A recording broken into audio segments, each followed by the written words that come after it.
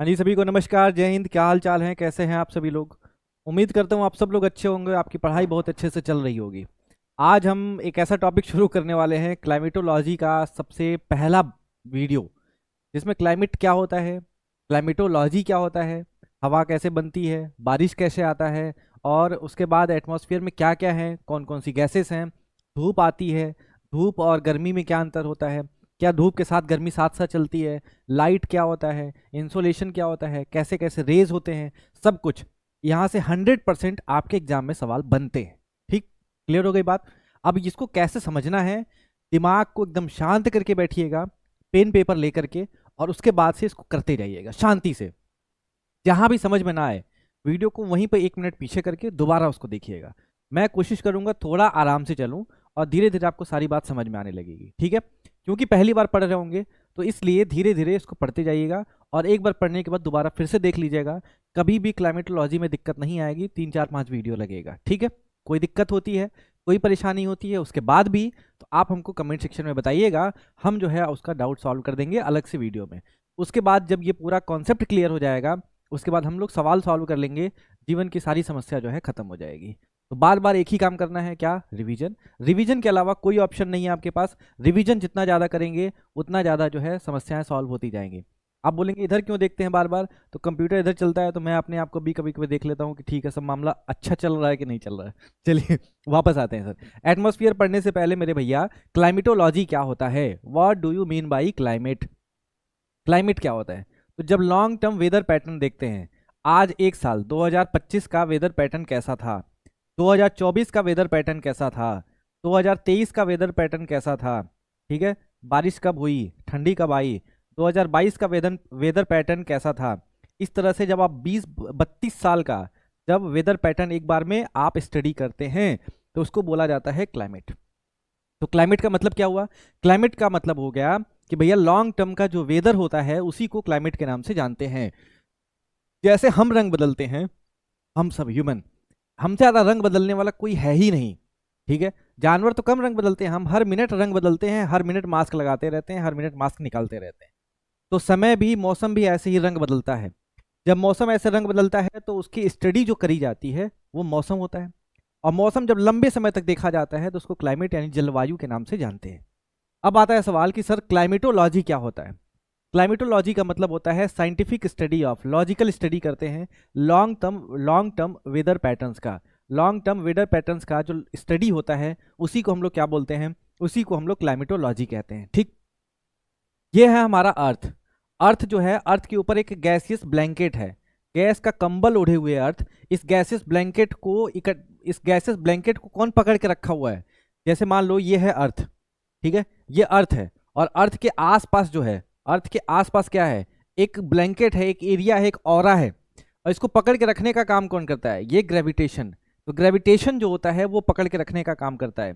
आप जो भी हवा देख रहे होते हैं, जो भी आपको गैसेस मिल रहे होते हैं आसपास, जो भी नाइट्रोजन है, ऑक्सीजन है, कार्बन डाइऑक्साइड है, आर्गन है, चाहे जो भी है, ये सब जो होता है वो किसकी किसकी वजह से एक साथ रहते हैं, वो ग्रेविटेशन की वजह से। इनके बीच का रिश्ता इतना मजबूत होता है कि ना ये कहीं बाहर जा सकते हैं, ना ये कहीं बाहर जा सकते हैं। ये जो गैसियस ब्लैंकेट होता है भैया, इसी को हम लोग एटमॉस्फेयर कहते हैं, या वायुमंडल कहा जाता है। सवाल ये है कि सर एटमॉस्फेयर क्या होता है, तो atmosphere is a gaseous blanket जो ग्रेविटेशन के माध्यम से हमारे अर्थ के साथ जुड़ा रहता है। तो एटमॉस्फेयर क्लियर हो गया कि एक गैसियस ब्लैंकेट, एक गैस का आवरण, एक गैस का पूरा ऑरा जो ग्रेविटेशन के माध्यम से हमारे अर्थ के साथ जुड़ा रहता है, इसी को हम लोग एटमॉस्फेयर कहते हैं। कहानी की शुरुआत क्लाइमेटोलॉजी में एटमॉस्फेयर के साथ होती है। आगे बढ़ते हैं सर, आगे है एटमॉस्फेयर में क्या क्या चीजें होती हैं। तो एटमॉस्फेयर में 2 बातें पढ़ना होता है। पहला, एटमॉस्फेयर का कंपोजिशन क्या होता है, मैं लिख के लाया हूं ताकि आपको समस्या ना हो, लिख के लाया हूं ताकि आपका समय भी बचेगा। आप भी नोट्स यहाँ पे ऐसे ही बना लीजिएगा। आप बोलेंगे सर पीपीटी बना के लाते, तो पीपीटी बना के क्यों नहीं लाया हूं, क्योंकि उसके वजह से आप क्या लिखेंगे क्या नहीं लिखेंगे ये प्रॉब्लम रहती है। मैं आपके साथ हैंड रिटन लेके आया हूं ताकि आप भी देख पाए। पहला कंपोजिशन, कि भैया आपका एटमॉस्फेयर किससे बना होता है। दूसरा, स्ट्रक्चर, क्या क्या होता है एटमॉस्फेयर में, ये सारी बात हमको करनी है। तो कंपोजिशन की बात करें तो सबसे पहले गैसेस होते हैं, बहुत सारे गैसेस, जैसे नाइट्रोजन, जैसे oxygen, carbon dioxide, argon, krypton, xenon, radon, helium, ये सारे गैसेस जो होते हैं वो गैस में आते हैं। उसके बाद कौन होता है? डब्ल्यू वी का मतलब क्या होता है भैया? डब्ल्यू का मतलब होता है वाटर वेपर। वाटर वेपर भी एक पार्ट होता है किसका?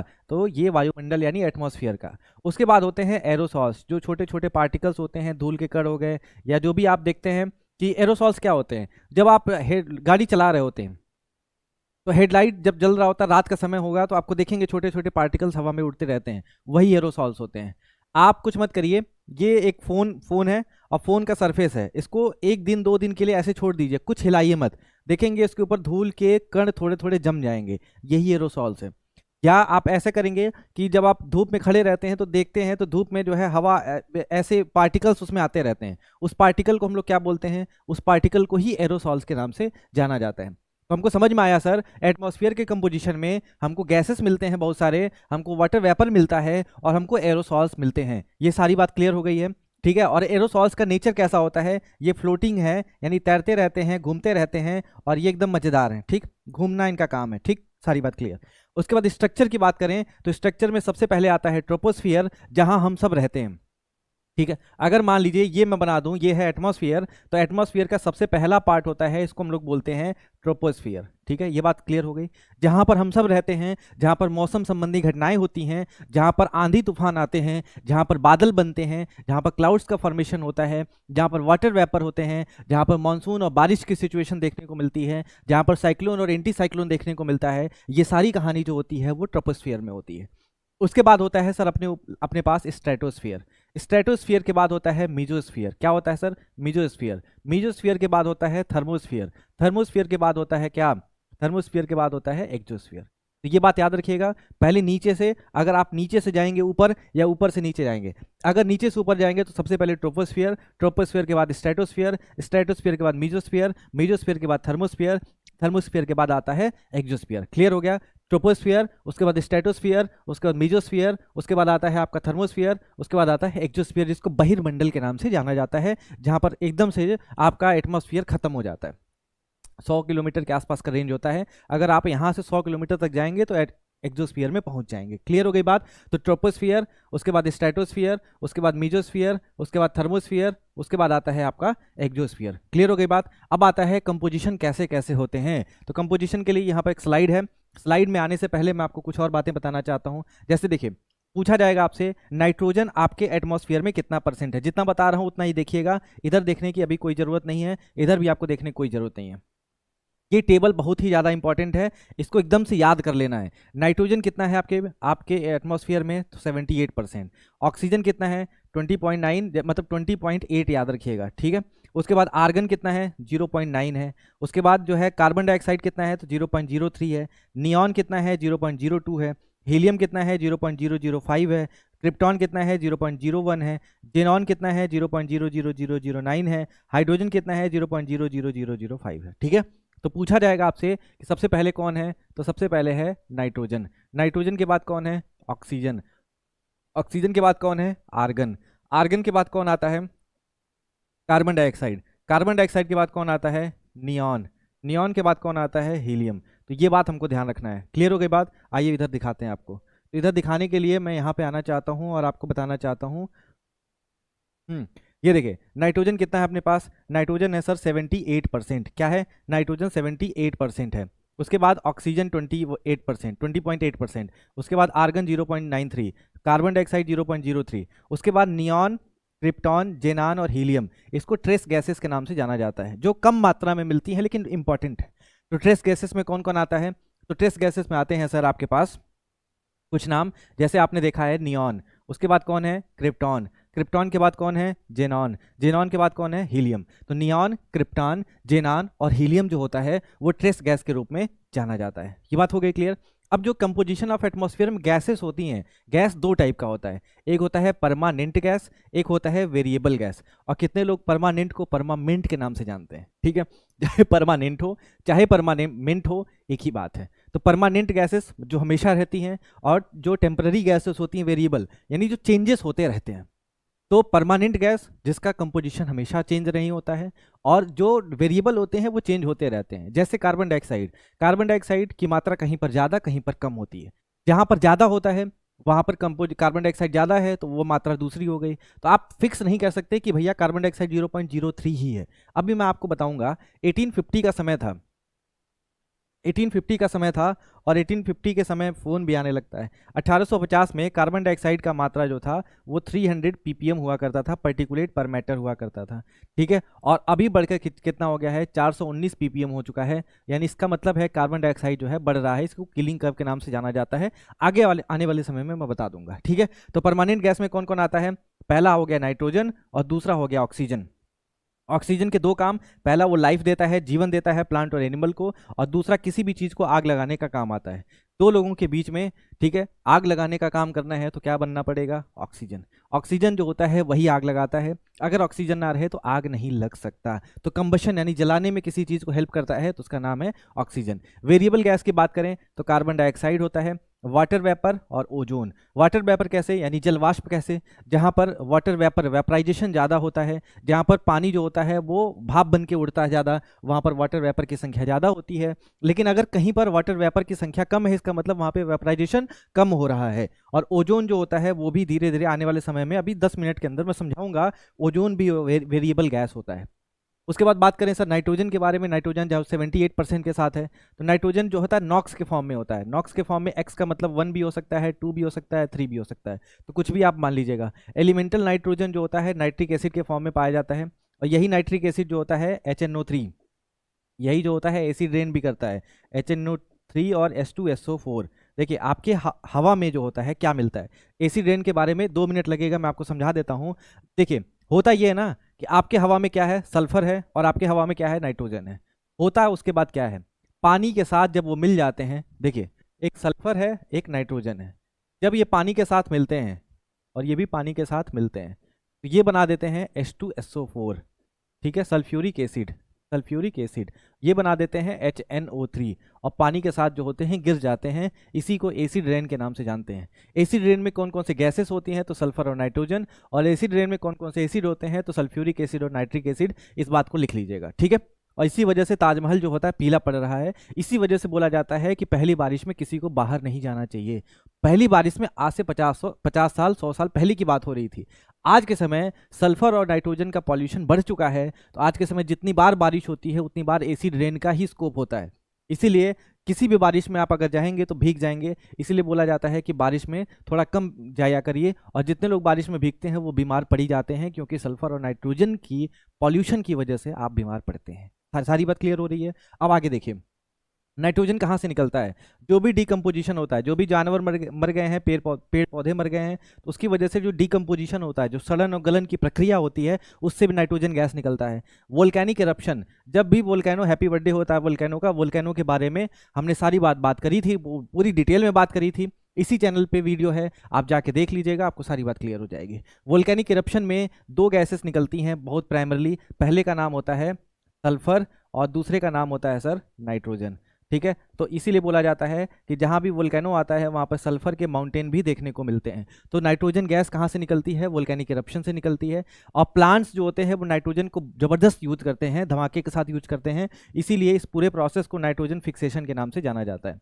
तो what do you mean by nitrogen fixation? जब प्लांट्स नाइट्रोजन को यूज करके अपने आप की ग्रोथ करते हैं, हमारे ह्यूमंस की, ह्यूमन बॉडी की भी ग्रोथ नाइट्रोजन की वजह से ही होती है। तो प्लांट्स जब यूज करते हैं तो उसको नाइट्रोजन फिक्सेशन के नाम से जानते हैं। एंड नाइट्रोजन के बारे में सारी बात क्लियर हो गई कि भैया नाइट्रोजन जो होता है वो 78% होता है। दूसरी बात, नाइट्रोजन डिकम्पोजिशन वोल्केनिक इरप्शन से निकलता है, और जो पेड़ पौधे यूज करते हैं उसको नाइट्रोजन फिक्सेशन कहते हैं। और नाइट्रोजन वोल्केनिक इरप्शन से ज़्यादा आता है, और आपके नाइट्रोजन जो होता है एलिमेंटल नाइट्रिक एसिड के फॉर्म में रहता है। और H2SO4 और HNO3 जो होता है वो एसिड रेन करता है।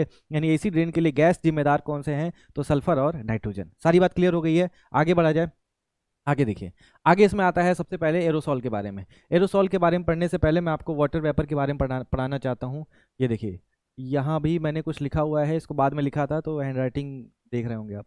अब आता है फोसिल फ्यूल, कार्बन डाइऑक्साइड के बारे में समझिएगा। कार्बन डाइऑक्साइड के बारे में पहले समझ लीजिए CO2। CO2 एक ग्रीन हाउस गैस है। What do you mean by green house gas? Green house gas का मतलब होता है कि भैया, ग्रीन हाउस गैस का मतलब ये लेयर है, इस लेयर में हवा पाई जा रही है, और सन की रेज आती हैं, ये मान लो लेयर है, ठीक है, ये लेयर है, और सन की रेज इस पे आ रही है, सन की रेज आती है और ये जो है नीचे की तरफ चली जाती है, मतलब ये ट्रैप हो इधर की तरफ चली जाती है, सन की रेज आ रही है और अंदर चली जा रही है। और ये है भैया कार्बन डाइऑक्साइड, सन की रेज आ गई और उनका नेचर होता है फिर वापस चले जाना, लेकिन वो वापस नहीं जा पाती हैं, कार्बन डाइऑक्साइड भाई साहब इसको ट्रैप कर लेता है। कार्बन डाइऑक्साइड इतना खतरनाक होता है, इसीलिए इसको ग्रीन हाउस गैस कहा जाता है।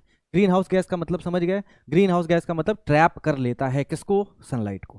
ग्रीन हाउस गैस का मतलब ग्लोबल वार्मिंग भी बढ़ाता है। जैसे मान लीजिए कि ये है कार्बन डाइऑक्साइड, ये भैया क्या है, कार्बन डाइऑक्साइड है, ठीक है, ठंड लग रही थोड़ी, कार्बन डाइऑक्साइड है, तो कार्बन डाइऑक्साइड को कार्बन जो ये सनलाइट है, सनलाइट आ रही है और यहाँ से नीचे की तरफ चली जा रही है, ठीक है, नीचे चला जा रहा है, नीचे चला जा रहा है और इसको आने नहीं दे रहा। मतलब ऐसी बात है कि कोई मेहमान आपके घर आया है, मेहमान को आपने अंदर तो बुला लिया, दरवाजा बंद कर दिया, अब जाने ही नहीं देंगे इसी को। अब वो घर में रहेगा तो उथल पुथल करेगा कि नहीं करेगा, घर में रहेगा तो खाने को चाहिए कि नहीं चाहिए। यानी अगर सन की रेज यहीं पर ट्रैप हो जाएंगी तो वो बाहर नहीं जाएंगी, बाहर नहीं जाएंगी तो इस पूरे एरिया को क्या करती हैं, गर्म करती हैं। इसी को ग्लोबल वार्मिंग कहा जाता है, यानी टेम्परेचर बढ़ता है, और टेम्परेचर बढ़ता है तो पूरे वर्ल्ड का बढ़ता है, तो इसको ग्लोबल एवरेज टेम्परेचर या ग्लोबल वार्मिंग कहते हैं। ये बात समझ में आ गई। Greenhouse gases is responsible, greenhouse gases are responsible for global warming, ठीक है, ये बात हमको समझ में आ गई।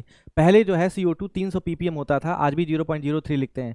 फॉसिल फ्यूल, जो भी फॉसिल फ्यूल होते हैं, चाहे आप पेट्रोलियम देख लीजिए, चाहे कोल देख लीजिए, चाहे पेट्रोलियम देख लीजिए, चाहे कोल देख लीजिए, लाइट चली गई, तो फॉसिल फ्यूल के बर्निंग से जो होता है कार्बन डाइऑक्साइड निकलता है। वेहिकुलर इमिशन, जो भी हम गाड़ियां चला रहे होते हैं, इससे ब्लैक शूट निकलता है, जो छोटे छोटे कार्बन के पार्टिकल होते हैं, जिसको ब्लैक कार्बन के नाम से जानते हैं। तो वेहिकुलर इमिशन की वजह से भी जो है कार्बन डाइऑक्साइड निकलता है। ये बात हमको क्लियर हो गया। उसके बाद थर्मल पावर प्लांट, हमारे पास थर्मल पावर प्लांट है जहां से जनरेट किया जाता है इलेक्ट्रिसिटी, वहां से भी कार्बन डाइऑक्साइड निकलता है। कमेंट सेक्शन में आप बताएंगे एटॉमिक पावर प्लांट कितने हैं। कैगा कर्नाटक में, तारापुर महाराष्ट्र में, काकरापार गुजरात में, कुडनकुलम कल्पक्कम तमिलनाडु में, नरोरा यूपी में, रावतभाटा राजस्थान में, ये सारी चीजें आप लिख लीजिएगा, ठीक है। उसके बाद देखिए इंडस्ट्रियल डेवलपमेंट, इंडस्ट्रियल डेवलपमेंट जितना ज़्यादा होगा कार्बन डाइऑक्साइड निकलता है। तो ये कार्बन डाइऑक्साइड एक वेरिएबल गैस है, एक ग्रीन हाउस गैस है, और वो ग्लोबल वार्मिंग करती हैं। ये बात सारी बात हो गई क्लियर। अब देखिए ग्रीन हाउस गैस होने की वजह से कार्बन डाइऑक्साइड के लिए एक मौना लोआ ऑब्जर्वेटरी बनाया गया, कहाँ पर, हवाई में। हवाई क्या होता है, हवाई कौन सी जगह है, हवाई किस लिए फेमस है, वोल्केनो वाले चैप्टर में हमने इस पे बात करी थी, तो वहां पे जाके आप रेफर कर सकते हैं। उसके बाद किलिंग और किलिंग डुओ, बाप और बेटे ने मिल करके एक बार चेक किया कि भैया 1850 में कार्बन का जो कार्बन की मात्रा एटमॉस्फेयर में थी वो 300 ppm थी, लेकिन आज प्रेजेंट में अगर हम बात करें तो ये 419 ppm हो चुका है, यानी 300 से लेकर के 419 तक बढ़ चुका है। इस पूरे एरिया को जो है किलिंग कर्व के नाम से जाना जाता है। ये बात क्लियर हो गया। What do you mean by killing curve, या किलिंग कर्व का रिलेशन किससे है, तो कार्बन डाइऑक्साइड से है। 1850 में 300 ppm था, आज 419 ppm हो चुका है। ये जो ग्रोथ हुई है, इस ग्राफ को क्या बोलते हैं हम लोग, किलिंग कर्व के नाम से जाना जाता है। क्लियर हो गई बात। कार्बन डाइऑक्साइड के बारे में समझ गए, कार्बन डाइऑक्साइड खतरनाक क्यों होता है, और ये मौना लोआ ऑब्जर्वेटरी क्या करती है, कार्बन डाइऑक्साइड को मेजर करती है। कहाँ पर है, हवाई आइलैंड में है। किसने स्टैब्लिश किया था, किलिंग एंड किलिंग डुओ ने स्टैब्लिश किया था। ये बात समझ में आ गई। चलिए आगे बढ़ते हैं। आगे बढ़ेंगे तो आपको वाटर वेपर के बारे में आपको समझाना है। एक मिनट, अब वाटर वेपर के बारे में भी समझा देते हैं, ठीक है। वाटर वेपर का क्या मतलब है, वाटर वेपर का क्या मतलब है, वाटर वेपर का मतलब होता है जल वाष्प।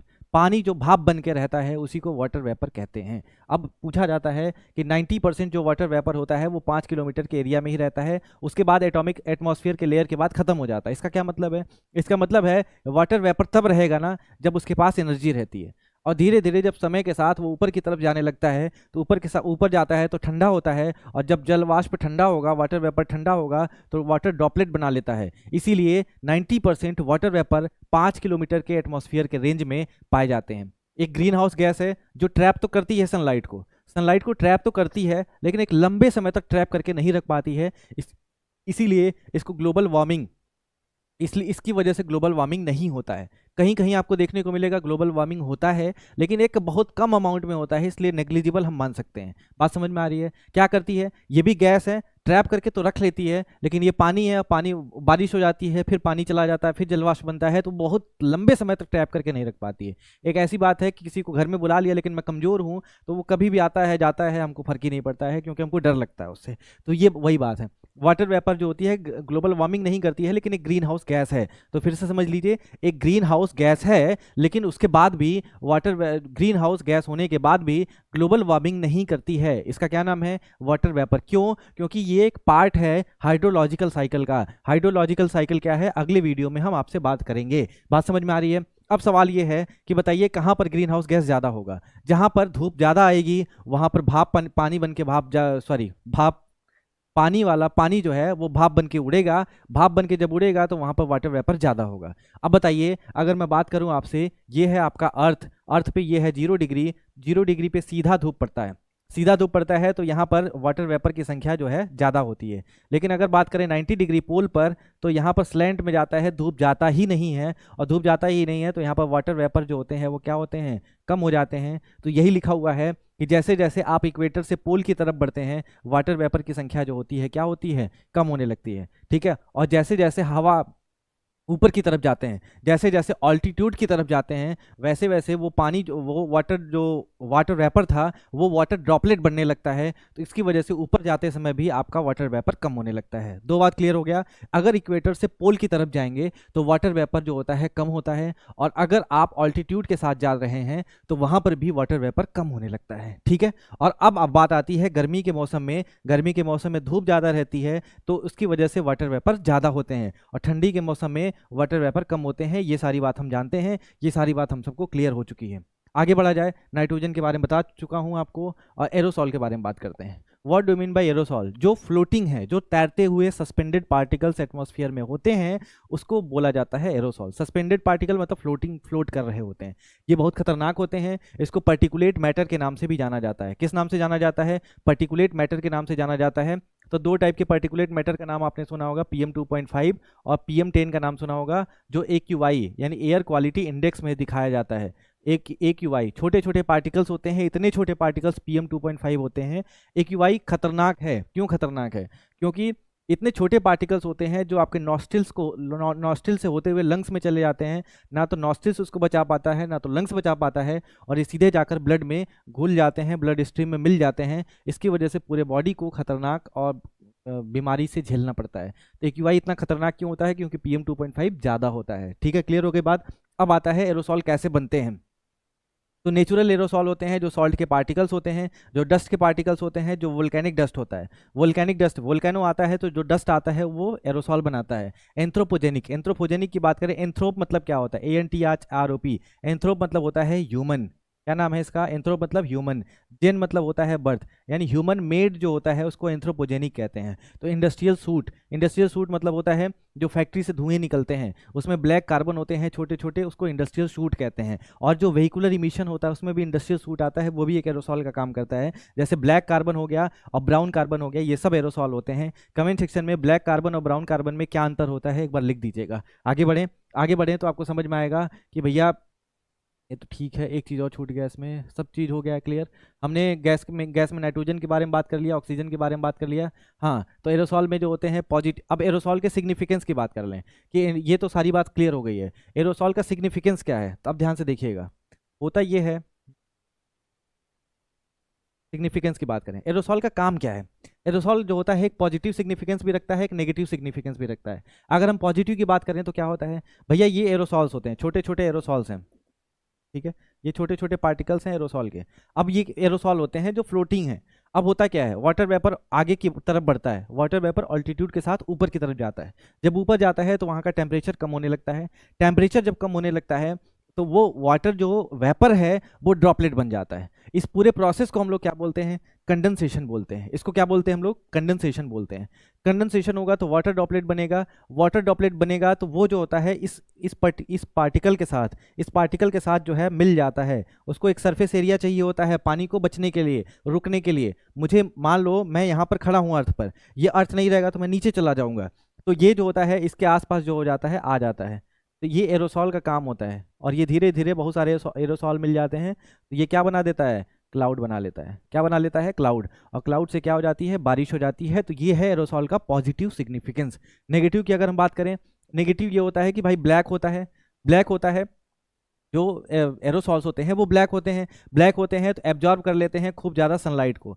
सनलाइट को जब एब्जॉर्ब कर लेते हैं तो हीटिंग बढ़ जाती है। हीटिंग बढ़ती है तो ग्लोबल वार्मिंग बढ़ती है। हीटिंग यानी एरोसॉल जितने ज़्यादा होंगे उतने ही सनलाइट को एब्जॉर्ब करेंगे, ट्रैप करेंगे, जाने नहीं देंगे। जाने नहीं देंगे तो ग्लोबल वार्मिंग बढ़ने लगता है और पॉल्यूटेंट्स के रूप में भी काम आता है। AQI में जिसकी बात हमने कर रहे थे हम लोग, लंग्स भी इसको बचा नहीं पाता है और लंग्स भी जो है खराब हो जाता है। तो पूछा जाएगा वाटर ड्रॉपलेट्स, जो वाटर वेपर था जब ठंडा होता गया, जब वो सेचुरेशन को पार कर जाता है तो वाटर वेपर क्या बन जाता है, वाटर ड्रॉपलेट बन जाता है। और वाटर ड्रॉपलेट का रेस्टिंग प्लेस क्या होता है, जगह क्या होता है, घर क्या होता है, तो यही होता है एरोसॉल। इसी को हाइग्रोस्कोपिक न्यूक्लियाई के नाम से जानते हैं, ये बात भी ध्यान रखिएगा। और एरोसॉल्स यही बाद में क्लाउड फॉर्मेशन करता है और क्लाउड जो है अल्टीमेटली प्रिसिपिटेशन या रेन करती है। प्रिसिपिटेशन मतलब ज्योग्राफी में वर्षा को प्रिसिपिटेशन के नाम से जाना जाता है। ये सारी बात हम सबको क्लियर हो चुकी है। हम आगे बढ़ेंगे तो स्ट्रक्चर ऑफ एटमॉस्फेयर की बात कर रहे हैं। हमने ऑक्सीजन के बारे में बात करा, हमने नाइट्रोजन के बारे में बात करा, हमने जो है कार्बन डाइऑक्साइड के बारे में बात करा, हमने कीलिंग कर्व के बारे में बात करा। हमको समझ में आया एरोसॉल क्या होता है। हमने समझा कि AQI में कैसे एरोसॉल PM2.5 PM10 होता है। ये सारी बात हमको क्लियर हो चुकी है। एरोसॉल का पॉजिटिव सिग्निफिकेंस क्या है, नेगेटिव सिग्निफिकेंस क्या है, जो ब्लैक शूट होता है, ब्लैक कार्बन होता है, वो कितना खतरनाक होता है, क्योंकि वो क्या करता है, जो भी डार्क होगा वो सनलाइट को ज़्यादा एब्जॉर्ब करता है। यहाँ पर एक छोटा सा कॉन्सेप्ट आता है जिसका नाम है अल्बीडो। क्या नाम है इसका, हम आगे इसको पढ़ाएंगे, लेकिन फिर से अभी समझ लीजिए। अल्बीडो, अल्बीडो का मतलब होता है किसी भी कोई ऐसा क्षमता, कोई ऐसी कैपेसिटी, जब सन की लाइट यहाँ पर आ रही होती है, मान लीजिए ये सन की लाइट यहाँ पर आ रही है और सन की लाइट आ रही है और रिफ्लेक्ट हो जा रही है, जितना ज़्यादा रिफ्लेक्ट होगा उसका अल्बीडो उतना ज़्यादा होता है।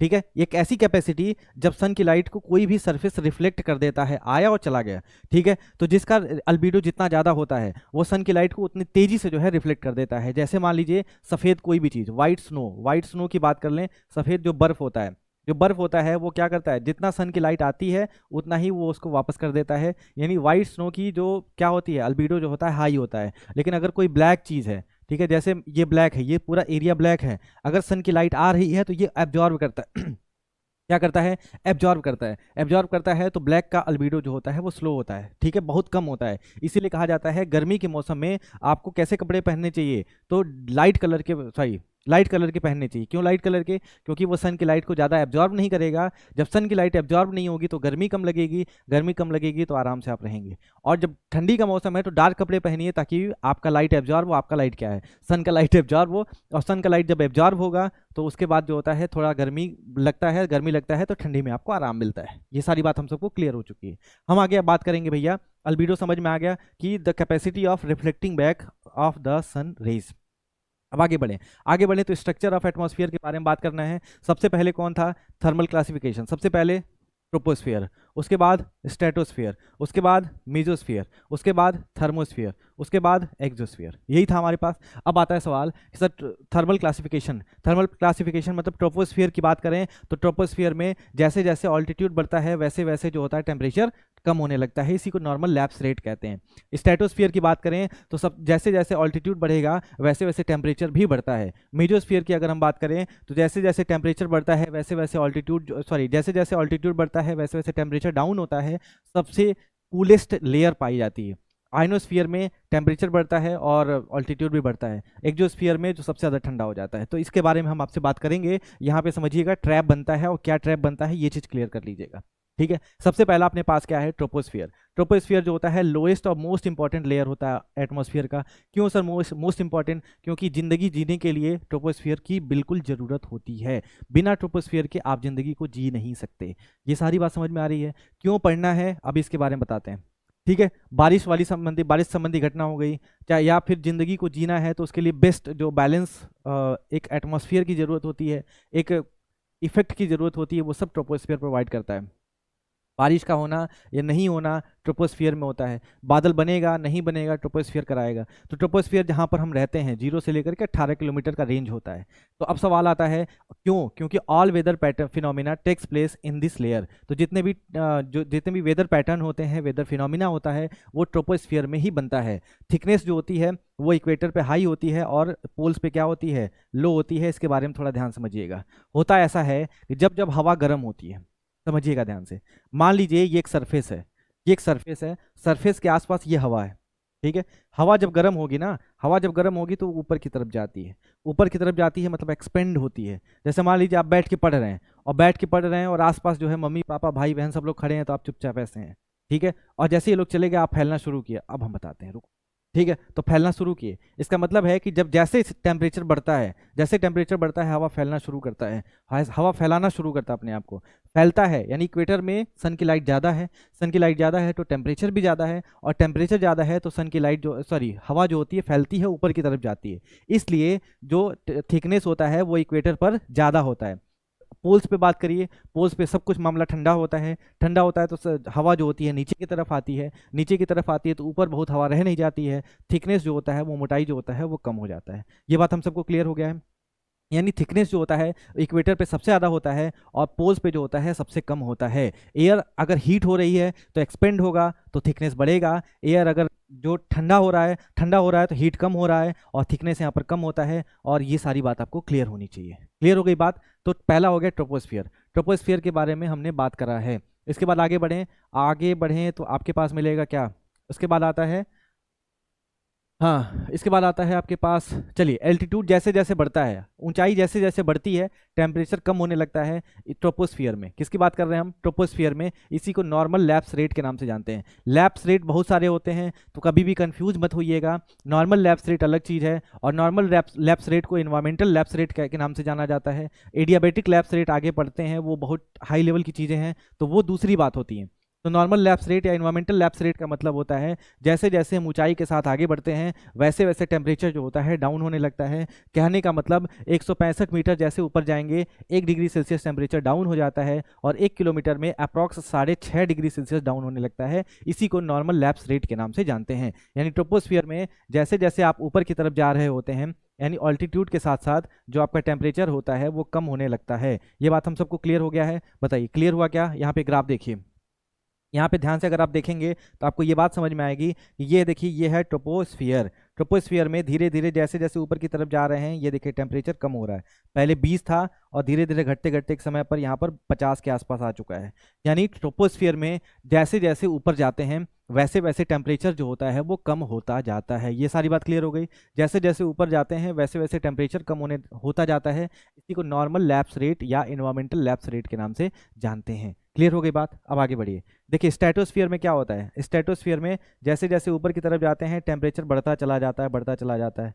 यानी 60 से -60 से फिर 0 के आसपास आ जाता है। ठीक है, तो ये देखिएगा ध्यान से। अब फिर आगे बढ़ते हैं, आपको ये सारी बात क्लियर हो गई है। अब देखिए ध्यान से, होता क्या है, जब ये एक सरफेस है, एक सरफेस है, इस सरफेस पे जब हवा यहाँ पे पास में रहती है, हवा जब पास में रहती है, हवा जब पास में रहती है और ये सरफेस गर्म है, ये सरफेस गर्म होता है, तो ये सरफेस जो होती है आसपास की हवा को गर्म कर देती है। ये बात समझ में आ रही है? आसपास की हवा को गर्म कर देती है। हवा जब ऊपर की तरफ जाता है तो धीरे धीरे हवा ठंडा होने लगता है, हवा ठंडा होने लगता है, यही नॉर्मल लैप्स रेट होता है। यानी ऑल्टीट्यूड के साथ साथ हवा जो होती है ठंडा होने लगती है, टेम्परेचर कम होने लगता है, एनर्जी कम होने लगती है। अब बताइए कोई सरफेस है यहाँ पर, ये सरफेस इस हवा को क्या कर रहा है, इस हवा को क्या कर रहा है, ठंडा कर रहा है। यानी इसका मतलब क्या है, अच्छा ये क्या करता है, गर्म कर रहा है, गर्म कर रहा है ना भाई, सरफेस गर्म है तो ये हवा को क्या कर रहा है, बोलो, गर्म कर रहा है। सरफेस गर्म है, हवा को क्या कर रहा है, गर्म कर रहा है, इसलिए सरफेस को हीटर के नाम से जाना जाता है। हीटर नाम नहीं है, जो गर्म करेगा वही तो हीटर होगा ना। हीटर का मतलब क्या होता है, जो गर्म करता है, तो सीधी बात खत्म, नो बकवास। ठीक है, अब होता क्या है, डेंसिटी ऑफ गैसेस जो होते हैं वो सरफेस पे ज़्यादा होते हैं। डेंसिटी डेंसिटी का मतलब क्या है, सबसे ज़्यादा गैस कहाँ पाई जाती है, सरफेस पे पाई जाती है, कि बताओ ऊपर पाई जाती है, ऊपर से तो नीचे आ जाती है, नीचे आ जाती है तो सबसे ज़्यादा जो होता है वो कहाँ पाया जाता है, सरफेस पे। तो डेंसिटी ऑफ गैस मैक्सिमम कहाँ पर होती है, सरफेस पर होती है। यानी अरे भैया मैं हवा में तो उड़ूंगा नहीं, चलो भैया हवा में उड़ जाते हैं, हमको रहने के लिए एक सरफेस की जरूरत होगी, तो सरफेस पे ही डेंसिटी ऑफ गैसेस ज़्यादा पाई जाती हैं। आगे बढ़ते हैं, कोई दिक्कत नहीं है। स्ट्रेटोस्फीयर की बात करें, 10 किलोमीटर से 50 किलोमीटर थिकनेस होती है। ऑल्टीट्यूड बढ़ने के साथ साथ टेम्परेचर बढ़ने लगता है। क्यों बढ़ने लगता है, अब ध्यान समझिएगा। आपके स्ट्रेटोस्फीयर में ओजोन लेयर पाई जाती है। ओजोन लेयर का काम क्या है, ओजोन लेयर का काम होता है सन की रेज से आने वाली जो भी यूवी रेज होती हैं, सन के रेडिएशन से जो यूवी रेज आती हैं, अल्ट्रा वायलेट पराबैंगनी किरण आती है, उसको क्या करती है, वो एब्जॉर्ब कर लेती है।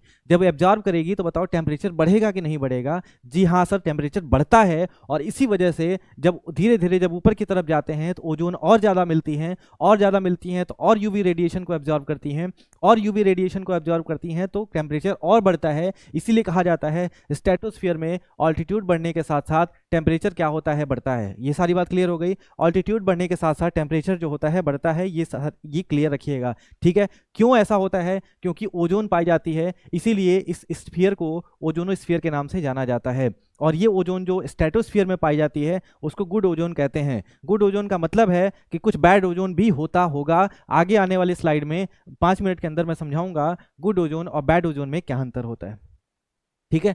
अब स्ट्रेटोस्फीयर में क्लाउड्स नहीं बनते हैं, ट्रोपोस्फीयर में क्लाउड्स बनते हैं। क्लाउड्स बनते हैं तो बारिश होती है। स्ट्रेटोस्फीयर में ओजोन लेयर पाई जाती है, क्लाउड्स नहीं बनते हैं। लेकिन पोलर वॉर्टेक्स के कॉन्सेप्ट में, पोलर वॉर्टेक्स क्या होता है किसी और दिन बात करेंगे। यहाँ पर जो होते हैं कुछ हाई क्लाउड्स मिलते हैं, उस हाई क्लाउड्स को पोलर स्ट्रेटोस्फेरिक क्लाउड कहा जाता है, जो बारिश कराने का काम नहीं करता है, ठीक है। तो क्लाउड्स जनरली एब्सेंट होते हैं स्ट्रेटोस्फीयर में, लेकिन कुछ बहुत हाई क्लाउड्स मिलते हैं, उसको पोलर स्ट्रेटोस्फेरिक क्लाउड के नाम से जानते हैं, जो हमको दिखता नहीं है, ठीक है। ये बात क्लियर हो गई है। अब ओजोन लेयर एब्जॉर्ब कर लेता है डायरेक्ट रेडिएशन फ्रॉम सन, इसीलिए ऑल्टीट्यूड बढ़ने के साथ साथ टेम्परेचर क्या हो जाता है, बढ़ने लगता है। अब आइए ओजोन, अब ट्रोपोस्फियर में भी ओजोन मिलता है, स्ट्रेटोस्फियर में भी ओजोन मिलता है।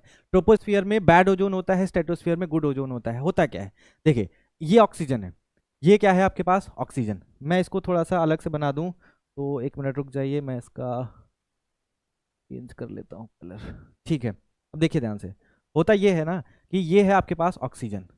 अब यहाँ पर एक रेज आई और उस रे का क्या नाम है, यूवी रेज।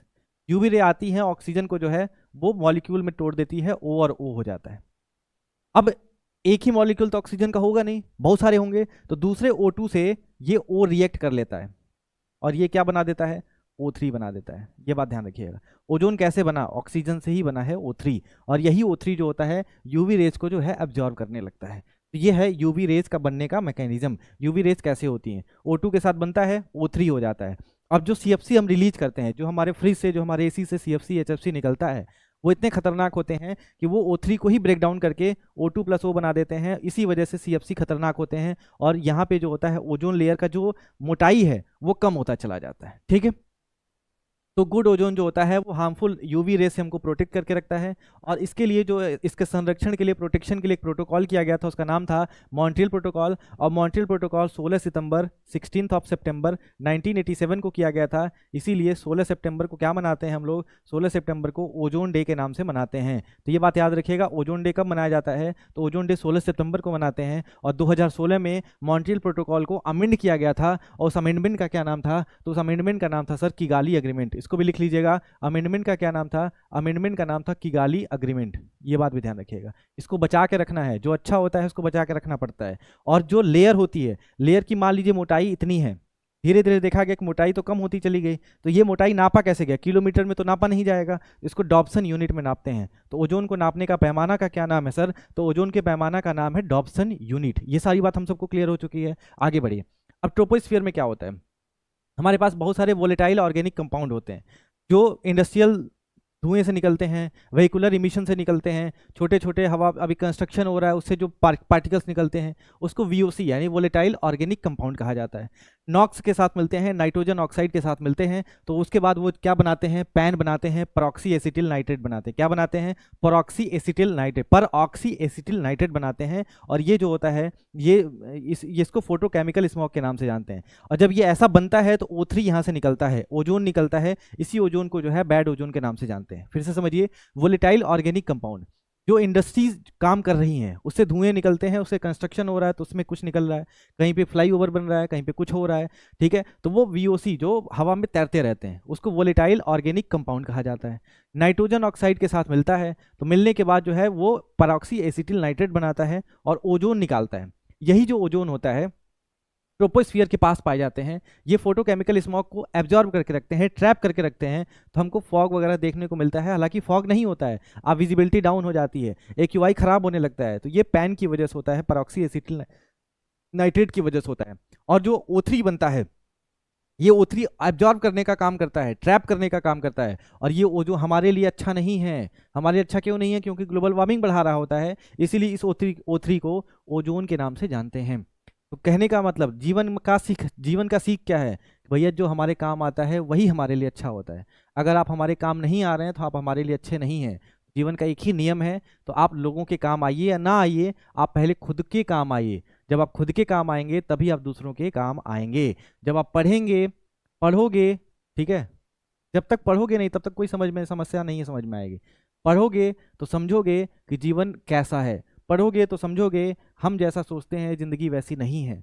पढ़ोगे तो ये सीखोगे कि जैसा हम किसी के लिए भी सोचते हैं, रेशनैलिटी है कि नहीं है, ऐसा कुछ नहीं होता है। पढ़ोगे तो अपने अंदर के अंधेरे समझ में आएंगे। पढ़ोगे तो ये समझ में आएगा कि ओवर थिंकिंग का कोई सोल्यूशन नहीं है। पढ़ोगे तो ये सारी बात आपको क्लियर हो जाएगी, कोई परेशानी नहीं होगा। तो सबसे बड़ा काम क्या है? पढ़ना। जो जितना पढ़ेगा उसका उतना जल्दी क्लियर होता है सारी बात, ठीक है, उसको सब कुछ समझ में आने लगता है, उसको सारी ज्ञान की प्राप्ति हो जाती है। तो सबसे पहले अध्ययन, पढ़ना इंपॉर्टेंट है, ठीक है। आगे बढ़ते हैं। हमको समझ में आ गया, पराक्सीओ एसिटिल नाइट्रेट बनाता है। इसको फोटोकेमिकल स्मॉग के नाम से जानते हैं। इसी को जो है समर स्मॉग के नाम से भी जानते हैं, एल स्मॉग के नाम से भी जानते हैं। अब आगे देखिए, आगे हम बढ़ते हैं और आगे हमारे पास है मीजोस्फीयर। मीजोस्फीयर में क्या होता है? Again with increasing altitude temperature decrease होने लगता है। अब ध्यान समझिएगा, अब हो क्या रहा है? हो ये रहा है भैया कि भैया हम आ गए यहाँ पर। स्ट्रेटोस्फीयर में धीरे धीरे बढ़ रहा था, फिर धीरे धीरे क्या हो रहा था? बढ़ रहा था, और बढ़ते बढ़ते जो है स्ट्रेटोपॉज में आ गए। स्ट्रेटोपॉज में, मीजोस्फीयर में धीरे धीरे ये फिर बढ़ने लगा, ठीक है, कोई दिक्कत वाली बात नहीं है, कोई दिक्कत वाली बात नहीं है। तो फिर आगे बढ़िए। मीजोपॉज के बाद जो है थर्मोस्फियर, थर्मोस्फियर में फिर धीरे धीरे घटना शुरू कर देता है।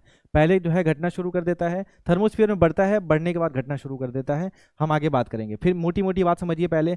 जब जब हम ट्रोपोस्फियर में हैं, ऑल्टीट्यूड बढ़ने के साथ साथ टेम्परेचर कम होता है।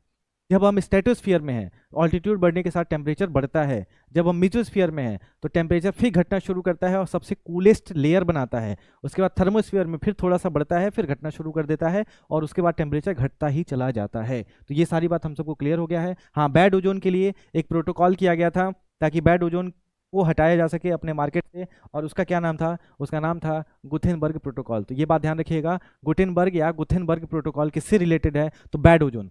मॉन्ट्रियल प्रोटोकॉल और किगाली एग्रीमेंट गुड ओजोन से रिलेटेड है, लेकिन जो गुटेनबर्ग प्रोटोकॉल होता है वो बैड ओजोन से रिलेटेड होता है। ये बात हम सबको क्लियर हो चुकी है। हम आगे बढ़ना चाहते हैं और हम आगे बढ़ सकते हैं। कोल्डेस्ट लेयर अर्थ की कौन सी होती है एटमॉस्फेयर की? तो उसका नाम है मेजोस्फीयर। फ्रिक्शन की वजह से यहाँ पे मेटेराइट्स जो होते हैं वो आते हैं और जल जाते हैं। जो मेटियोर्स आते हैं, मेटियोर्स मतलब होते हैं उल्कापिंड और क्षुद्र ग्रह, छोटे छोटे ग्रह होते हैं, छोटे छोटे पत्थर होते हैं जो ऊपर से आते हैं, स्पेस से आते हैं। वो जब हमारे इसमें मेजोस्फीयर में आते हैं तो ये फ्रिक्शन की वजह से जल जाते हैं। तो फ्रिक्शन की वजह से जल जाते हैं तो हमारे अर्थ को बचा लिया जाता है। ये बात हम सबको समझ में आ गई है, ठीक है। अब आगे देखिए, थर्मोस्फीयर जो होता है, थर्मोस्फीयर में टेम्परेचर बढ़ता है, ऑल्टीट्यूड बढ़ने के साथ टेम्परेचर बढ़ने लगता है। आयनोस्फीयर इसको कहते हैं। अर्थ का रेडियो ट्रांसमिशन यहीं से होता है। इंटरनेशनल स्पेस स्टेशन जो है, कोई भी स्पेस स्टेशन जो होता है वो थर्मोस्फीयर में ही बनाया जाता है। थर्मोस्फीयर में भी टेम्परेचर बढ़ने के साथ ऑल्टीट्यूड बढ़ता है। ये बात हमको समझ में आ गई है। आइए एक बार लिख लेते हैं। सबसे पहले हम ट्रोपोस्फीयर की बात कर रहे हैं। किसकी बात कर रहे हैं सर? ट्रोपोस्फीयर की बात कर रहे हैं। ट्रोपोस्फीयर हमारे लिए सबसे जरूरी है, और इसमें ऑल्टीट्यूड बढ़ने के साथ, ठीक है, टेम्परेचर क्या होता है? टेम्परेचर बढ़ता है, सॉरी, टेम्परेचर घटता है। इसी को नॉर्मल लैप्स रेट कहते हैं। उसके बाद स्ट्रेटोस्फीयर की बात करें। स्ट्रेटोस्फीयर में ओजोन होता है। ओजोन क्या करता है? ओजोन जो है एब्जॉर्ब कर लेता है। तो यहाँ पर ऑल्टीट्यूड बढ़ने के साथ यहाँ पर टेम्परेचर क्या होता है? टेम्परेचर बढ़ता है, ठीक है। उसके बाद आता है आपके पास मीजोस्फीयर। मीजोस्फीयर में क्या होता है? एक मिनट। मीजोस्फीयर, मीजोस्फीयर में क्या होता है भैया? तो मीजोस्फीयर में ऑल्टीट्यूड बढ़ने के साथ टेम्परेचर बहुत ज़्यादा कम होने लगता है, और इसको कूलेस्ट लेयर माना जाता है। एटमॉस्फेयर का सबसे ठंडा लेयर, कूलेस्ट लेयर किसको माना जाता है? तो कूलेस्ट लेयर जो होता है वो मीजोस्फीयर को कहा जाता है। उसके बाद हम आगे बढ़ें। आगे हमारे पास होता है थर्मोस्फीयर। क्या नाम है इसका? थर्मोस्फीयर। थर्मोस्फीयर में भी क्या होता है? ऑल्टीट्यूड बढ़ने के साथ साथ टेम्परेचर जो होता है वो बढ़ता है। ये बात ध्यान रखिएगा, क्योंकि रेडिएशन और आयन्स इसमें पाए जाते हैं। उसके बाद होता है आपके पास एक्जोस्फीयर। एक्जोस्फीयर में टेम्परेचर फिर घटना शुरू कर देता है। तो याद रखिएगा, ऑल्टीट्यूड बढ़ने के साथ साथ, उसके बाद कुछ नहीं पता क्या होता है, लेकिन टेम्परेचर हमको मानते हैं घटना शुरू कर देता है। तो ये सारी बात हमको ध्यान रखना है। स्ट्रेटोस्फीयर में मिलते हैं हमको ओजोन। उसको क्या बोला जाता है? गुड ओजोन कहते हैं। गुड ओजोन को नापने का पैमाना है डॉप्सन यूनिट। डॉप्सन यूनिट ये ध्यान रखना है। इसी के लिए हुआ था मॉन्ट्रियल प्रोटोकॉल। जो भी सवाल आते हैं वो आपसे बन जाएंगे। क्या नाम था इसका, तो एक मिनट, मॉन्ट्रियल प्रोटोकॉल, और बाद में मॉन्ट्रियल प्रोटोकॉल को ही अमेंड किया गया था, उसका क्या नाम था, किगाली अग्रीमेंट। क्या नाम था भैया बताओ, किगाली अग्रीमेंट। ये सारी बात आपको समझ में आया क्या, किगाली अग्रीमेंट 2016 का है, मॉन्ट्रियल प्रोटोकॉल 1987 का है। और ट्रोपोस्फियर में मिलता है हमको बैड ओजोन, क्या मिलता है, बैड ओजोन मिलता है। और बैड ओजोन के लिए प्रोटोकॉल का क्या नाम था, गुथेनबर्ग प्रोटोकॉल। क्या नाम था बताओ, गुथेनबर्ग प्रोटोकॉल। हैंड राइटिंग पे मत जाइएगा, मैं बहुत सुंदर लिखता हूँ, ठीक है। ये बात आपको समझ में आ गई क्या, चलिए बताइए, ये सब समझ में आया। ये रहा एटमॉस्फेयर के बारे में बेसिक इन्फॉर्मेशन कि भैया एटमॉस्फेयर क्या होता है। क्लाइमेटोलॉजी में सबसे पहले इंपॉर्टेंट है एटमॉस्फेयर, किसमें क्या होता है, ट्रोपोस्फियर क्या होता है, मेजोस्फियर क्या होता है, स्ट्रेटोस्फियर क्या होता है। यही स्ट्रेटोस्फियर है जहाँ पर हवाई जहाज उड़ते हैं, क्योंकि ये काम कंडीशन देता है। क्या देता है, काम कंडीशन देता है। जब ये काम कंडीशन देता है तो यहीं पर क्या किया जाता है, हवाई जहाज यानी एरोप्लेन को उड़ाया जाता है। एरोप्लेन उड़ने का काम कहाँ पर करते हैं, तूफान नहीं होता है, बादल नहीं होता, एक्सीडेंट होने का चांस कम रहता है, तो यही स्ट्रेटोस्फियर है। बादल तूफान सबसे ज़्यादा कहाँ पर बनते हैं, तो ट्रोपोस्फियर में बनते हैं। तो ये सारी बात याद रखिएगा। कूलेस्ट लेयर किसको कहा जाता है, मेजोस्फियर को कहा जाता है। अगर इतना बात आपको याद है, नाइट्रोजन क्या होता है, ऑक्सीजन क्या होता है, परऑक्सी एसिटिल नाइट्रेट क्या होता है, और आपको वोलेटाइल ऑर्गेनिक कंपाउंड क्या होता है, सारी बात आपको समझ में आ गई है, तो कोई समस्या आपको नहीं होगी। ये बात आपको समझ में आया क्या, बताइए। एटमॉस्फेयर के बारे में सारी बात क्लियर हो गया है। अगला टॉपिक है हमारा इंसोलेशन, टेम्परेचर और हीट बैलेंस। इसके बारे में जो है हम अगले वीडियो में बात करेंगे, या कहिए तो इसी में बात कर लिया जाए, बताइए, कहिए तो इसी में बात कर लिया जाए। हाँ, उठ जाओ यार, काहे लेट के देख रहे हो, लेट के देखने का कोई मतलब नहीं बनता है। कोशिश करिए, बिना कोशिश किए अब जिंदगी चलेगी नहीं, बिना कोशिश किए जिंदगी नहीं चलती है, इस बात को ध्यान रखिएगा, ठीक है। और अपना ख्याल रखिए, पढ़ने लिखने पे ध्यान दीजिए, क्योंकि देखिए आपको आगे बढ़ना है, आपको आगे बढ़ना है तो कोई भी समस्या आएंगी तो खुद ही झेलना पड़ेगा। अगर आप आगे नहीं बढ़ेंगे तो दुनिया आपको नहीं पूछेगी, आगे बढ़ना ही पड़ेगा। अब कैसे परेशान हैं तो भी आगे बढ़िए, अच्छा फील कर रहे हैं तो भी आगे बढ़िए। कभी लिखा था एक बार कि अपना ख्याल खूब रखना, किसी से बेवकूफ़ मत बनना, किसी की बातों में मत आना, किसी से मैनिपुलेट मत हो जाना, अपना रास्ता खुद बनाना, अपने लिए खुद सोचना, ठीक है। कोई चार पांच बात कहे, कोई चार बातें तुमको बोल भी रहा है तो बातों में मत आना, पहले उसको कंफर्म करना कि क्या ये सही बोल रहा है कि गलत बोल रहा है, ठीक है। और उसके बाद से ज़िंदगी अच्छी हो जाएगी। ये सारी कहानी जो है आपको करना पड़ेगा, पहले कंफर्म करना कोई बात सही है कि नहीं सही है। अगर कोई आपके बारे में क्या ओपिनियन रखता है, ये कैसे डिसाइड होता है, ये आपके बारे में कोई क्या ओपिनियन रखता है, ये इस बात से डिसाइड होता है कि आप अरे भाई फ़ोन लगातार कर रहा है, कोई भी है, जो भी है, इतना बदतमीज़ कौन हो सकता है, ठीक है। तो कहने का मतलब क्या है, आपके बारे में कोई कितना राय रखता है, ये इस बात से डिसाइड होता है कि पहला वो आपको जानता कितना है, दूसरा आपने कितना जानने के लिए अलाउ किया है। अगर आप बताना ही नहीं चाहेंगे आपके बारे में तो कोई भी आपके बारे में सही ओपिनियन नहीं रख सकता है। तो ये बात खुद को सर्टिफिकेट देना, खुद की सर्टिफिकेट को लेना, किसी दूसरे से लेने की कोई ज़रूरत नहीं है।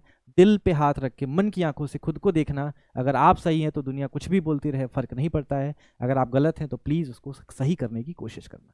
ये सारी बात क्लियर हो गई है, आगे बढ़ते हैं। और अगला अगला टॉपिक आपका होगा क्या है, इंसोलेशन और टेम्परेचर।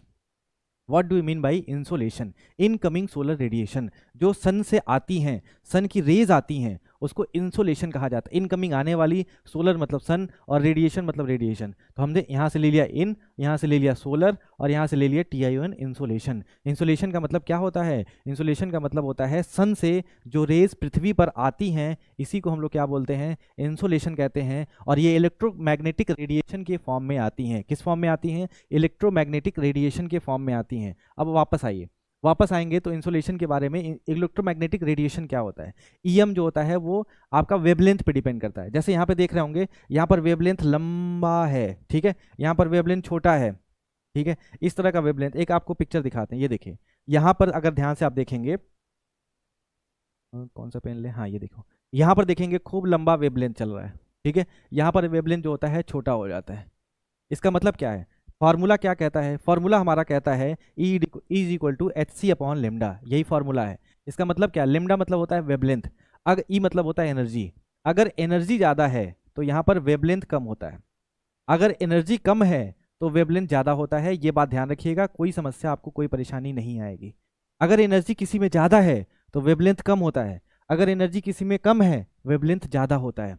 अब बताइए, सन की जो रेज आ रही होती हैं, सन की जो रेज आ रही होती हैं इसमें तो एनर्जी बहुत ज़्यादा होता है। सन की जो रेज आ रही होती हैं इसमें तो एनर्जी बहुत ज़्यादा होता है। सन की जो रेज आ रही होती है इसमें तो एनर्जी बहुत ज़्यादा हो रहा है। बार बार बोल रहा हूँ, सुनिएगा ध्यान से। इसका मतलब क्या है? इसका मतलब है कि इसका वेवलेंथ क्या होता होगा? कम होता होगा। वेवलेंथ कम है, इसका मतलब एनर्जी क्या होगा? ज़्यादा होगा। लेकिन अगर मान लो अर्थ से कोई रिफ्लेक्ट बैक होता है, रिफ्लेक्ट बैक होता है, तो यहाँ पर क्या होता है? इसकी एनर्जी तो कम हो जाती है भाई साहब, आता है फिर जाता है तो थक जाता है। यहाँ पर एनर्जी कम हो जाती है। अगर इसकी एनर्जी कम हो जाती है तो इसका वेवलेंथ क्या हो जाता है? तो वेवलेंथ जो होता है बढ़ जाता है। क्लियर हो गई बात? तो वेवलेंथ जब कम होती है तो इसको शॉर्ट वेवलेंथ कहा जाता है। जो लाइट, जो रेज वो आती है शॉर्ट वेवलेंथ, शॉर्ट वेवलेंथ कहा जाता है, वेवलेंथ। ठीक है, शॉर्ट वेवलेंथ कहते हैं, शॉर्टर वेव कहा जाता है। जो सन से अर्थ की तरफ आती है उसमें एनर्जी ज़्यादा होती है, वेवलेंथ कम होता है, तो उसको शॉर्ट रेडिएशन कहते हैं। और जो अर्थ से रिफ्लेक्ट होकर के चली जाती हैं वो लॉन्ग वेव रेडिएशन कहलाता है, क्योंकि एनर्जी उसके पास क्या हो जाती है? कम हो जाती है, तो इसको लॉन्ग वेव कहते हैं, लॉन्ग वेव रेडिएशन के नाम से जानते हैं। ये बात आपको क्लियर हुआ क्या? फिर से एक बार बता दें आपको, जिसमें एनर्जी ज़्यादा होती है उसका वेवलेंथ कम होता है, जिसमें एनर्जी कम होती है उसका वेवलेंथ ज़्यादा होता है। ये बात हम सबको समझ में आ चुकी है। अब आगे अगर हम आगे बढ़ेंगे तो यहाँ पर देखेंगे ध्यान से, तो यहाँ पर देखिए, यहाँ पे जो इंसुलेशन होता है, इंसुलेशन में बहुत सारे रेज आते हैं। वेवलेंथ ज़्यादा है तो एनर्जी बताओ क्या होगा? कम होगा। एनर्जी ज़्यादा है इसका मतलब वेवलेंथ कम होगा। अब गामा रेज की एनर्जी सबसे ज़्यादा होती है और रेडियो वेव की एनर्जी जो होती है वो सबसे कम होती है। इसका मतलब क्या है? इसका मतलब है कि गामा रेज जो होते हैं वो शॉर्ट वेवलेंथ के होते हैं। गामा रेज, उसके बाद एक्स रेज, फिर यूवी रेज। ये सवाल आता है कि बताइए एनर्जी सबसे ज़्यादा किसकी है? ध्यान से समझिए और कॉपी पे तुरंत लिखिए। अगर सो रहे हैं तो उठ जाइए और कॉपी पे लिख लीजिए इसको, ठीक है? नहीं तो अभी आ जाऊंगा आपके सामने कैमरे से, टीवी फोन से। पहला क्या है? Gamma rays. गामा के बाद क्या है? X raise. एक्स के बाद क्या है? UV rays. यूवी के बाद क्या है? विजिबल, विबग्योर जिसको कहते हैं, विजिबल रेंज। उसके बाद क्या है? इंफ्रारेड। क्या नाम है? इंफ्रारेड। उसके बाद कौन है? माइक्रोवेव। और माइक्रोवेव के बाद कौन है? Radio wave. ठीक है, ये बात आपको समझ में आ गया क्या? जल्दी बताओ। Gamma rays, X rays, UV rays, visible rays और इंफ्रारेड और माइक्रोवेव और रेडियो वेव। ठीक है, तो देख, gamma rays, X rays, UV rays जो होते हैं वो शॉर्ट वेवलेंथ के होते हैं और इसलिए इनकी एनर्जी जो होती है ज़्यादा होती है। अगर आप ध्यान से देखेंगे तो विजिबल रेंज में आपको विबग्योर मिलता है, violet, indigo, blue, green, yellow, orange और रेड। अब बताइए किसका वेवलेंथ ज़्यादा होगा? वेवलेंथ तो ऐसे बढ़ रहा होता है कि वेवलेंथ इधर ज़्यादा है, यानी रेड का, ध्यान समझिएगा, मैं यहाँ पे लिख देता हूँ और अगर क्लियर नहीं हो रहा है तो इसके बाद पटक के मारूंगा मैं। रेड का वेवलेंथ ज़्यादा होता है। इधर देखो, वेवलेंथ कम है, इधर वेवलेंथ कम है, इधर वेवलेंथ ज़्यादा है, इधर एनर्जी ज़्यादा है, उधर एनर्जी कम है, उधर एनर्जी कम है, तो वेवलेंथ क्या है? ज़्यादा है।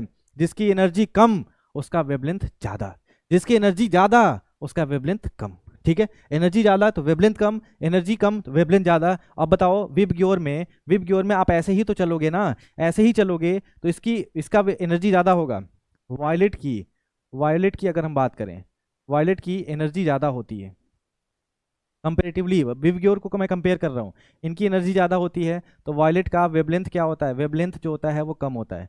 रेड का एनर्जी कम होता है, क्या होता है? एनर्जी कम होता है, तो वेवलेंथ जो होता है ज़्यादा होता है। इसीलिए ट्रैफिक सिग्नल में रेड लाइट लगाए जाते हैं ताकि दूर तक दिखे। ये बात हमको समझ में आ गया? वायलेट का एनर्जी कम, एनर्जी ज़्यादा, वेवलेंथ कम। रेड की एनर्जी कम, वेवलेंथ ज़्यादा होती है। ठीक है, इंफ्रारेड ये रिमोट में यूज किया जाता है। रिमोट में जो आपको लाइट यूज की जाती है, रिमोट अगर मैं दिखाऊं तो रिमोट आप देख रहे होंगे, ये है रिमोट आपका, और इस रिमोट में यहाँ पर इंफ्रारेड रेज निकलती हैं। इंफ्रारेड का बताओ एनर्जी ज़्यादा होगा कम होगा? Compare to gamma rays, gamma rays के कंपेयर में इनकी एनर्जी बहुत कम होती है, इनका मतलब इनका वेवलेंथ ज़्यादा होता है। सबसे कम एनर्जी किसके पास होती है? रेडियो वेव के पास होती है, इसीलिए सबसे वेवलेंथ किसका ज़्यादा होता है? तो इन्हीं का ज़्यादा होता है। जो धीरे धीरे चलता है वो आराम से चलता है, ठीक है, और जो तेज चलता है वो बहुत तेज चलता है। ठीक है, तो ये सारी कहानी हमको क्लियर हो गई। इंसुलेशन में इतनी कहानियाँ आती हैं। अब सवाल ये है, सन जो होता है ये 0 डिग्री है, 0 डिग्री को हम लोग क्या बोलते हैं? इक्वेटर कहते हैं। और 23.5 डिग्री नॉर्थ को क्या बोलते हैं? Tropic of Cancer. 23.5 degree south को जो है ट्रॉपिक ऑफ कैप्रिकॉर्न यानी मकर रेखा के नाम से जानते हैं। होता ये है कि भैया सन से जो लाइट आती है, सन से लाइट आती है तो ये ओवर हेडेड होती है इक्वेटर पर, उसके बाद ये रिफ्लेक्ट हो जाती है। तो जो रेज आ रही होती है इंसुलेशन में वो शॉर्ट वेव होती हैं, शॉर्ट वेव होती हैं। वेवलेंथ जो होता है इनका कम होता है, एनर्जी इनकी ज़्यादा होती है।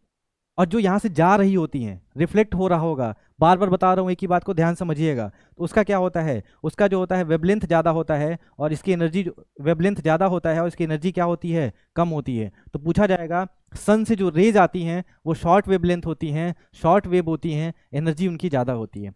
जो यहाँ से वापस चली जाती हैं, रिफ्लेक्ट बैक हो जाती हैं, वो लॉन्ग वेव होती हैं। उसकी एनर्जी जो होती है क्या होती है, कम होती है। उसको लॉन्ग वेव टेरेस्ट्रियल रेडिएशन के नाम से जानते हैं। टेरेस्ट्रियल क्यों, क्योंकि अर्थ के पास से निकल रही होती हैं, जा रही होती हैं, ठीक है। तो उसको लॉन्ग वेव टेरेस्ट्रियल रेडिएशन कहते हैं। सारी बात क्लियर हो गया है। सन ओवर हेडेड होता है किस पर, इक्वेटर पर, यानी सन जो होता है इक्वेटर के ऊपर है, इक्वेटर के ऊपर है और सन का सीधा पड़ता है। सन की जो सीधी लाइट होती है इक्वेटर पे पड़ती है, स्लैंट लाइट यहाँ पे पड़ती है और जीरो जो होता है वो पोल पे हो जाता है। तो सन जो होता है वो टेढ़ा हो जाता है पोल पर, पोल पे कोई सीधा लाइट नहीं पड़ता है। ये बात भी ध्यान दीजिएगा। आगे बढ़ें, ठीक है, आगे बढ़ा जाए। इंसुलेशन के बारे में आपको बहुत सारी बातें हैं बताने के लिए। हाँ, अब सवाल ये है कि बताइए इंसुलेशन सबसे ज़्यादा कहाँ पर होता है और कहाँ पर नहीं होता है। इंसुलेशन का मतलब क्या होता है, इसको ध्यान से दीजिएगा। इंसुलेशन जो होता है वो इक्वेटर पे ज़्यादा होगा कि नहीं। ये देखो माउंटेन है, इसका क्या नाम है, माउंटेन। माउंटेन पे दो पॉइंट है, सबसे पहले ऊपर वाला ए और नीचे वाला बी। बताओ इंसुलेशन सबसे ज़्यादा कहाँ पर होगा। इंसुलेशन सबसे ज़्यादा यहाँ पर होता है, क्योंकि क्योंकि ऊपर है, ऊपर है तो सबसे ज़्यादा आती हैं। अच्छा, बी पे क्यों इंसुलेशन कम होगा, बी पर इंसुलेशन कम क्यों होगा। इंसुलेशन मतलब क्या है, सन से आने वाली किरण, सन से आने वाली रेज, सन से आने वाली रेज दो दो जगह है, एक ये है और एक ये है। यहाँ पर ज़्यादा आएंगी, यहाँ पर कम क्यों आएंगी, क्योंकि बीच में भैया बादल भी है। बादल भी है तो बादल क्या करेगा, सन की रेज को रिफ्लेक्ट कर देगा। बादल जो होते हैं वो सन की रेज को रिफ्लेक्ट करते हैं, इसीलिए बादल वाले एरिया में सन की रेज नहीं आ पाती हैं। कभी कभी आप जब देखते होंगे मानसून का समय होता है, जब बारिश होने वाली रहती है तो सन भगवान दिखते ही नहीं है, सूरज महाराज गायब। कैसे गायब, सन उसको छुपा देता है, सन की रेज आती है वापस कर देता है उसको, इसी वजह से। और जब यहाँ पर ये बादल है, मान लीजिए पूरे एरिया में बादल है, बादल है तो यहाँ पर जो रेडिएशन नीचे की तरफ है, जो रेडिएशन नीचे की तरफ है, ये बादल है, ये रेडिएशन है, ये रेडिएशन जाना चाहती हैं, बादल उनको जाने भी नहीं देता है, रेडिएशन को आने भी नहीं देता है। इसी वजह से जब बादल बहुत ज़्यादा होते हैं तो गर्मी बहुत ज़्यादा लगती है, ये बात ध्यान रखिएगा। बादल अगर बहुत ज़्यादा हैं तो गर्मी क्या होती है, बहुत ज़्यादा होती है, ये चीज़ ध्यान दीजिएगा, ठीक। अब दूसरे केस में माउंटेन में अगर ए पॉइंट बी पॉइंट है। अच्छा एक बात बताइए, इंसोलेशन ज़्यादा है तो गर्मी ज़्यादा होगी क्या, नहीं। इंसोलेशन और गर्मी का कोई मतलब नहीं होता है, धूप और घाम का कोई मतलब नहीं होता है। धूप है तो चिलचिलाहट होती है, घाम है तो बहुत ज़्यादा उमस होती है, गर्मी पसीना आता है। कभी कभी आपको धूप बहुत तेज़ दिखेगा, गर्मी नहीं दिखता है, पहाड़ों पर ऐसा होता है, ठीक है। तो सह धूप घाम पानी पत्थर, रश्मिरथी में लाइन है, सह धूप घाम पानी पत्थर, पांडव आए कुछ और निखर, सौभाग्य न सब दिन सोता है, देखें आगे क्या होता है। तो सौभाग्य सब दिन सोता नहीं है, अगर अंधेरा है तो प्रकाश होगा, अगर परेशान है तो सही होगा, अगर दुखी है तो खुशी हो जाएंगे, खुश हो जाएंगे। सारी बात क्लियर हो रही है। अब आगे देखिए, कुछ आता नहीं है मैं वैसे बोल देता हूँ कभी कभी। तो ए पर इंसुलेशन ज़्यादा है, बी पर इंसुलेशन क्या है, अच्छा ए पर इंसुलेशन ज़्यादा है, बी पर इंसुलेशन कम है, क्योंकि इस बीच में क्लाउड वगैरह आते हैं, क्लाउड आते हैं तो ये रिफ्लेक्ट कर देता है, क्लाउड आते हैं तो रिफ्लेक्ट कर देता है, इंसुलेशन यहाँ पर कम होता है। ये रेडिएशन यहीं पे ट्रैप हो जाते हैं, ये रेडिएशन यहीं पे ट्रैप हो जाते हैं तो यहाँ पर टेम्परेचर जो होता है वो ज़्यादा होता है, टेम्परेचर ज़्यादा होता है, यहाँ पर सीधे चला जाता है तो यहाँ पर टेम्परेचर जो होता है वो कम होता है। इंसुलेशन से टेम्परेचर का कोई रिश्ता नहीं है, लेकिन कभी कभी कंडीशन जैसी बनती है वैसे पढ़ना होता है। सबसे पहले हम इंसुलेशन पढ़ेंगे, फिर आपको टेम्परेचर भी सिखा देंगे, ठीक है। अब बताइए, सन जो है वो सीधे होता है इक्वेटर पर, तो यहाँ पर इक्विनॉक्स की कंडीशन बनती है। सन अगर ट्रॉपिक ऑफ कैंसर पर है तो उसको समर सॉल्स्टिस कहते हैं, सन अगर ट्रॉपिक ऑफ कैप्रिकॉन पे है तो उसको विंटर सॉल्स्टिस कहते हैं, ये बात ध्यान दीजिएगा। सन अगर इक्वेटर पर सीधा है, इक्वेटर पे सीधा पड़ रहा है, सीधा रिश्ता अगर इक्वेटर से है तो उसको हम लोग क्या बोलेंगे, उसको बोलेंगे इक्विनॉक्स, दो बार इक्विनॉक्स बनते हैं, ठीक है। और ट्रॉपिक ऑफ कैंसर पे सीधा है तो उसको summer solstice, Tropic of Capricorn पे सीधा है तो उसको विंटर सॉल्स्टिस के नाम से जानते हैं। अब आगे देखिए, इंसोलेशन की बात कर लें, इक्वेटर पर मैक्सिमम नहीं होता है, यानी अगर इक्वेटर पे तो सीधे धूप आती है, सीधे मतलब सन की लाइट आती है, सन की लाइट आती है तो इंसोलेशन सबसे ज़्यादा होना चाहिए, नहीं ऐसा नहीं होता है। क्यों नहीं होता है आप ध्यान समझिएगा। अब यहाँ पर इक्वेटर है, इक्वेटर पे टेम्परेचर ज़्यादा होता है, टेम्परेचर ज़्यादा होता है तो यहाँ पर इवेपोरेशन ज़्यादा होता है, पानी का एरिया ज़्यादा है, इवेपोरेशन ज़्यादा होता है, इवेपोरेशन होगा तो वाटर वेपर आगे बढ़ेगा, ऊपर की तरफ जाएगा, ऊपर की तरफ जाएगा तो ठंडा होगा, ठंडा होगा तो बारिश क्लाउड बनाएगा, क्लाउड बनाएगा तो मान लीजिए ये इक्वेटर का एरिया है। इस इक्वेटर के एरिया में क्या बन गया है, इक्वेटर के एरिया में भैया क्या बन चुका है, इसको मैं यहाँ लिख दूँ, ये इक्वेटर का एरिया है और इक्वेटर के एरिया पे क्लाउड बन चुका है। क्या बन चुका है, क्लाउड, क्लाउड बन गया है तो ये सन की लाइट आती है और इसको रिफ्लेक्ट कर देती है, सन की लाइट आती है रिफ्लेक्ट कर देती है, सन की लाइट आती है रिफ्लेक्ट कर देती है। इसी कारण से सबसे ज़्यादा मैक्सिमम इक्वेटर पे कभी भी इंसोलेशन नहीं होता है। लेकिन ट्रॉपिकल एरिया की बात करिए, ट्रॉपिकल एरिया का मतलब होता है 20 डिग्री वाले, 20 डिग्री वाले में यहाँ पर क्लाउड कम होते हैं।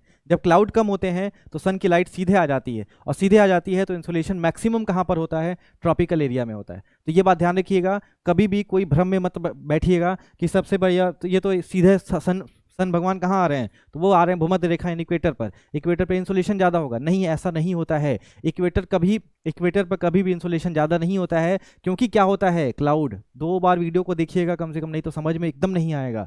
क्लाउड होता है, क्लाउड होगा तो वो रेज को आने ही नहीं देगा, रेज जो रहेंगी उसी को ट्रैप करके रखेगा, कम आने देगा। कम आने देगा तो इंसोलेशन क्या हो जाता है, कम हो जाता है। लेकिन अगर मैं इस ट्रॉपिकल एरिया में बात करें तो वहां पर क्लाउड कम होता है, क्लाउड कम होता है तो सीधे इंसोलेशन आ जाता है, तो मैक्सिमम इंसोलेशन देखने को मिलता है। क्योंकि क्लाउड कम होता है, इंसोलेशन ज़्यादा हो जाता है। यहाँ पर क्लाउड ज़्यादा होता है, यहाँ पर रेनफॉल ज़्यादा होती है, रिफ्लेक्शन ज़्यादा हो जाता है, इंसोलेशन क्या हो जाता है, कम हो जाता है। और पोल्स पे भैया तो पोल्स के रिश्ते की बात ही नहीं है, पोल्स पे तो मिनिमम ही होता है। ये बात समझ में आ गई।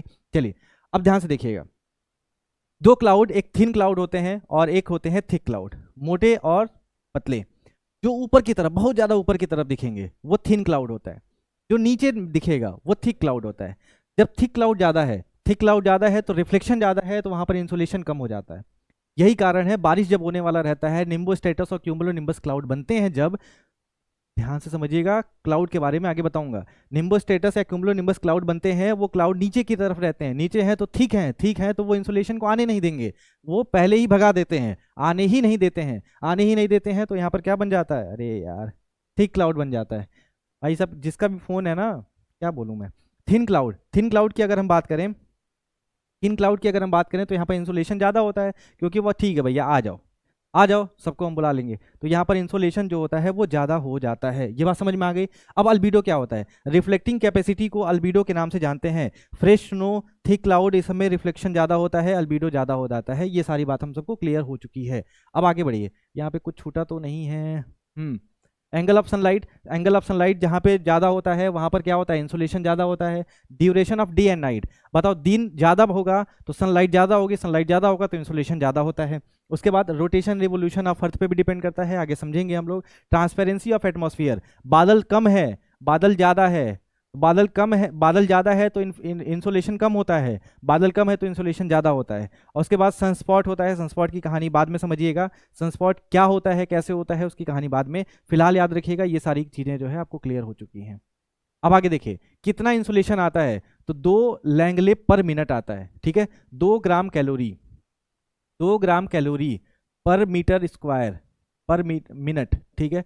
1 मीटर स्क्वायर का मान लीजिए, 1 मीटर लंबाई 1 मीटर चौड़ाई का एक बॉक्स लीजिए, इस बॉक्स में 2 ग्राम कैलोरी जो है हर मिनट इंसुलेशन आता है। अरे यार, हर मिनट इंसुलेशन आता है, ठीक है। और इसी को जो बोला जाता है 2L पर मिनट कहा जाता है, और इसको, इसकी खोज जो है वो लैंगले ने करी थी, इसीलिए इसको 2 लैंगले पर मिनट के नाम से जानते हैं। इंसुलेशन कितना आता है, तो 2 ग्राम कैलोरी पर मीटर स्क्वायर, यानी 1 मीटर स्क्वायर के एरिया पर 2 ग्राम कैलोरी इंसुलेशन आता है 1 मिनट के अंदर। इसी को 2 लैंगले पर मिनट के नाम से जानते हैं। ये बात हम सबको समझ में आ चुकी है। हम आगे बढ़ना चाहें तो बढ़ सकते हैं। अब इक्वेटर के एरिया में इंसुलेशन ज़्यादा है तो टेम्परेचर भी ज़्यादा होगा। क्यों भैया, इंसुलेशन ज़्यादा नहीं है, इंसुलेशन तो यहाँ पर ज़्यादा है। तो यहाँ पर क्या होता है, इंसुलेशन है नहीं है, बादल बनते हैं तो जो भी आएगा उसको ट्रैप करके रखेंगे तो टेम्परेचर ज़्यादा होता है। और टेम्परेचर ज़्यादा होगा तो इस एरिया को क्या बोलते हैं, टोरिड जोन के नाम से जानते हैं। उसके बाद यानी 0 से 23 डिग्री वाला, 0 से 23 डिग्री नॉर्थ हो, 0 से 23 डिग्री साउथ हो, इस एरिया को टोरिड जोन के नाम से जानते हैं। और उसके बाद 23.5 से 66.5 यानी 23.5 से 66.5 वो टेम्परेट जोन के नाम से जाना जाता है। और 66.5 से 90 डिग्री जो होता है वो फ्रीजिड जोन के नाम से जाना जाता है, यहाँ पर हमेशा बर्फ पड़ा रहता है। और 66.5 डिग्री नॉर्थ को आर्कटिक सर्कल कहते हैं, 66.5 डिग्री साउथ को अंटार्कटिक सर्कल के नाम से जाना जाता है। 23.5 डिग्री नॉर्थ को ट्रॉपिक ऑफ कैंसर कहा जाता है, 23.5 डिग्री साउथ को ट्रॉपिक ऑफ कैप्रिकॉर्न के नाम से जाना जाता है। और 0 डिग्री को जो है इक्वेटर के नाम से जानते हैं। ये बात हमको समझ में आ गया, फिर से समझ लीजिए। 0 डिग्री को इक्वेटर कहते हैं, 23.5 डिग्री नॉर्थ को कैंसर कहते हैं, 23.5 डिग्री साउथ को कैप्रिकॉर्न कहते हैं, 66.5 डिग्री नॉर्थ को जो है हम लोग क्या बोलते हैं, आर्कटिक सर्कल, 66.5 डिग्री साउथ को जो अंटार्कटिक सर्कल, 90 डिग्री नॉर्थ को पोल, 90 डिग्री साउथ को पोल के नाम से जाना जाता है। ये सारी बात हम सबको क्लियर हो गया है। हम आगे बढ़ना चाहें और बढ़ सकते हैं। अब आगे देखिए, एंगल ऑफ सनलाइट, ये सारी बात बता चुका हूँ। इक्वेटर पे ओवरहेडेड होता है। इक्वेटर जो ये सनलाइट है, सन जो है इधर इधर जाता है, इधर उधर नहीं जाता है, ये अर्थ रोटेट करता है। तो कभी सन की लाइट सीधी रेखा यहाँ पर इक्वेटर पे है तो उसको इक्विनॉक्स कहते हैं, और कभी जो है इधर इस तरफ है तो summer solstice Tropic of Cancer पर, कभी ट्रॉपिक ऑफ कैप्रिकॉर्न पे है तो विंटर सॉल्स्टिस के नाम से जाना जाता है। अगर माउंटेन की बात करें तो यहाँ पर इंसोलेशन ज़्यादा है, यहाँ पर इंसोलेशन कम है, क्योंकि बादल होते हैं तो बादल इसको रिफ्लेक्ट बैक नहीं कर पाते। अच्छा, इंसोलेशन यहाँ पर ज़्यादा, यहाँ पर कम, क्योंकि बादल जो होते हैं वो रिफ्लेक्ट कर देते हैं। ये सारी कहानी हम सबको क्लियर हो चुकी है। हम आगे बढ़ें और आगे बढ़ने पर देखें। ठीक है, ये देखें, ये टॉरिड जोन हो गया, ये हो गया आपका टॉरिड जोन, ये हो गया आपका टेम्परेट जोन, ये हो गया फ्रीजिड जोन। यहाँ पर भी ट्रॉपिक ऑफ कैप्रिकॉर्न, ये हो गया टेम्परेट जोन, और ये हो गया फ्रीजिड जोन। ये अंटार्कटिक सर्कल हो गया, और ये आर्कटिक सर्कल हो गया। इसको ट्रॉपिक ऑफ कैंसर, ये ट्रॉपिक ऑफ कैप्रिकॉर्न। आप सबको याद हो चुका होगा। सनलाइट सीधे यहाँ पर भी होती है, सनलाइट यहाँ पर कम होती है, यहाँ पर भी कम होती है। इसको बोला जाता है इक्विनॉक्स, इसको बोलते हैं समर सॉल्स्टिस, इसको बोलते हैं विंटर सॉल्स्टिस। ये हम सबको क्लियर हो चुका है। Movement of the earth around the sun in a fix path और orbit, it takes 365 and half degree. अब देखो, सन जो होता है, सन के तरफ, सन के आसपास घूमता रहता है पृथ्वी, तो वो 365 एंड हाफ डे में 1/4 डे में पूरा करता है। कभी सन से बहुत पास है, कब जो है, कभी जो है सन से बहुत पास है। एक मिनट आपको दिखाते हैं। ये यार ये साइको है क्या? चलिए अब आगे देखिए, भाई हम परेशान हो चुके हैं। ठीक है, यहाँ पर देखिए, अभी इसको मैं बताता हूँ। ये है भैया सन, सन से अर्थ जो है पास होती है, अर्थ पास होती है तो उसको पेरीहिलियन का कंडीशन कहते हैं, जो 147 मिलियन किलोमीटर का होता है। और जब सन अर्थ से दूर होती है तो एपीहिलियन का कंडीशन होता है, वो होता है आपका जुलाई के महीने में। ठीक है, और यहाँ पर जनवरी के महीने में होता है। ये बात ध्यान रखिएगा, पेरीहिलियन, पी मतलब पेरीहिलियन, पी मतलब पास, यानी अर्थ और सन जब पास होते हैं तो पेरीहिलियन, अर्थ और सन जब दूर होते हैं तो एपीहिलियन की कैटेगरी में रखा जाता है। अब आगे बढ़े, आगे बढ़ा जाए। यहाँ पे कुछ भी नहीं है, आपको बता चुका हूँ, सारी कहानी क्लियर है। उसके बाद देखिए, उसके बाद टेरेस्ट्रियल रेडिएशन, लॉन्ग वेव, भी सारी बात हम बता चुके हैं आपको। और इक्वेटर से आप अगर पोल की तरफ जाएंगे तो टेम्परेचर कम होगा। अगर वहाँ टेम्परेचर जो होता है कम होता है, इक्वेटर से पोल की तरफ जाते हैं टेम्परेचर कम होने लगता है, वाटर वेपर भी कम होने लगता है। ये सारी बात बता चुके हैं। इंसोलेशन भी कम होने लगता है। इक्वेटर से पोल की तरफ जाएंगे तो इंसोलेशन भी क्या होता है, कम होने लगता है। ये सारी चीज़ बताओ, क्लियर हुआ क्या? ये सारी बात आपको क्लियर हो गया। टोरिड जोन बता चुके हैं, टेम्परेट जोन बता चुके हैं, फ्रीजिड जोन बता चुके हैं। ठीक है, ये सारी चीज़ आपको क्लियर कर लीजिएगा। अब आगे बढ़ा जाए, आगे हम लोग बढ़े तो ये देखिए, ये ओशन है और ये लैंड है। एक कॉन्सेप्ट होता है कॉन्टिनैलिटी,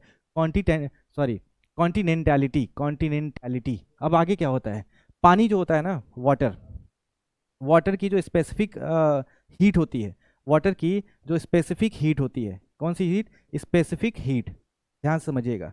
वाटर की जो स्पेसिफिक हीट होती है, वो स्पेसिफिक हीट कैपेसिटी जो होती है वो ज़्यादा होती है। इसका मतलब क्या है? इसका मतलब क्या है? इसका मतलब है कि वाटर जल्दी से ना तो ठंडा होता है ना तो जल्दी से गर्म होता है। ये बात मानते हैं?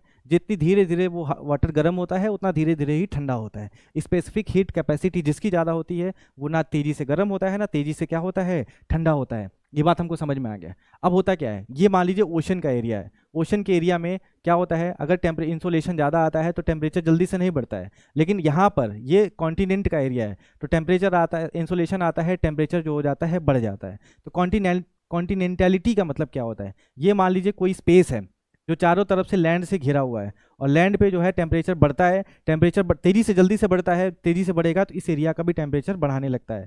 ठीक है, समर में तेज़ी से ये बढ़ता है, विंटर में तेज़ी से टेम्परेचर कम होता है। इस पूरे एरिया को कॉन्टिनेंटैलिटी के नाम से जानते हैं। यहाँ पर गर्मी के मौसम में खूब ज़्यादा गर्मी पड़ती है, ठंडी के मौसम में खूब ज़्यादा ठंडी पड़ती है। इस कॉन्सेप्ट को कॉन्टिनेंटैलिटी कहते हैं। तो यानी टेम्परेचर यहाँ पर एक्सट्रीम हो जाता है।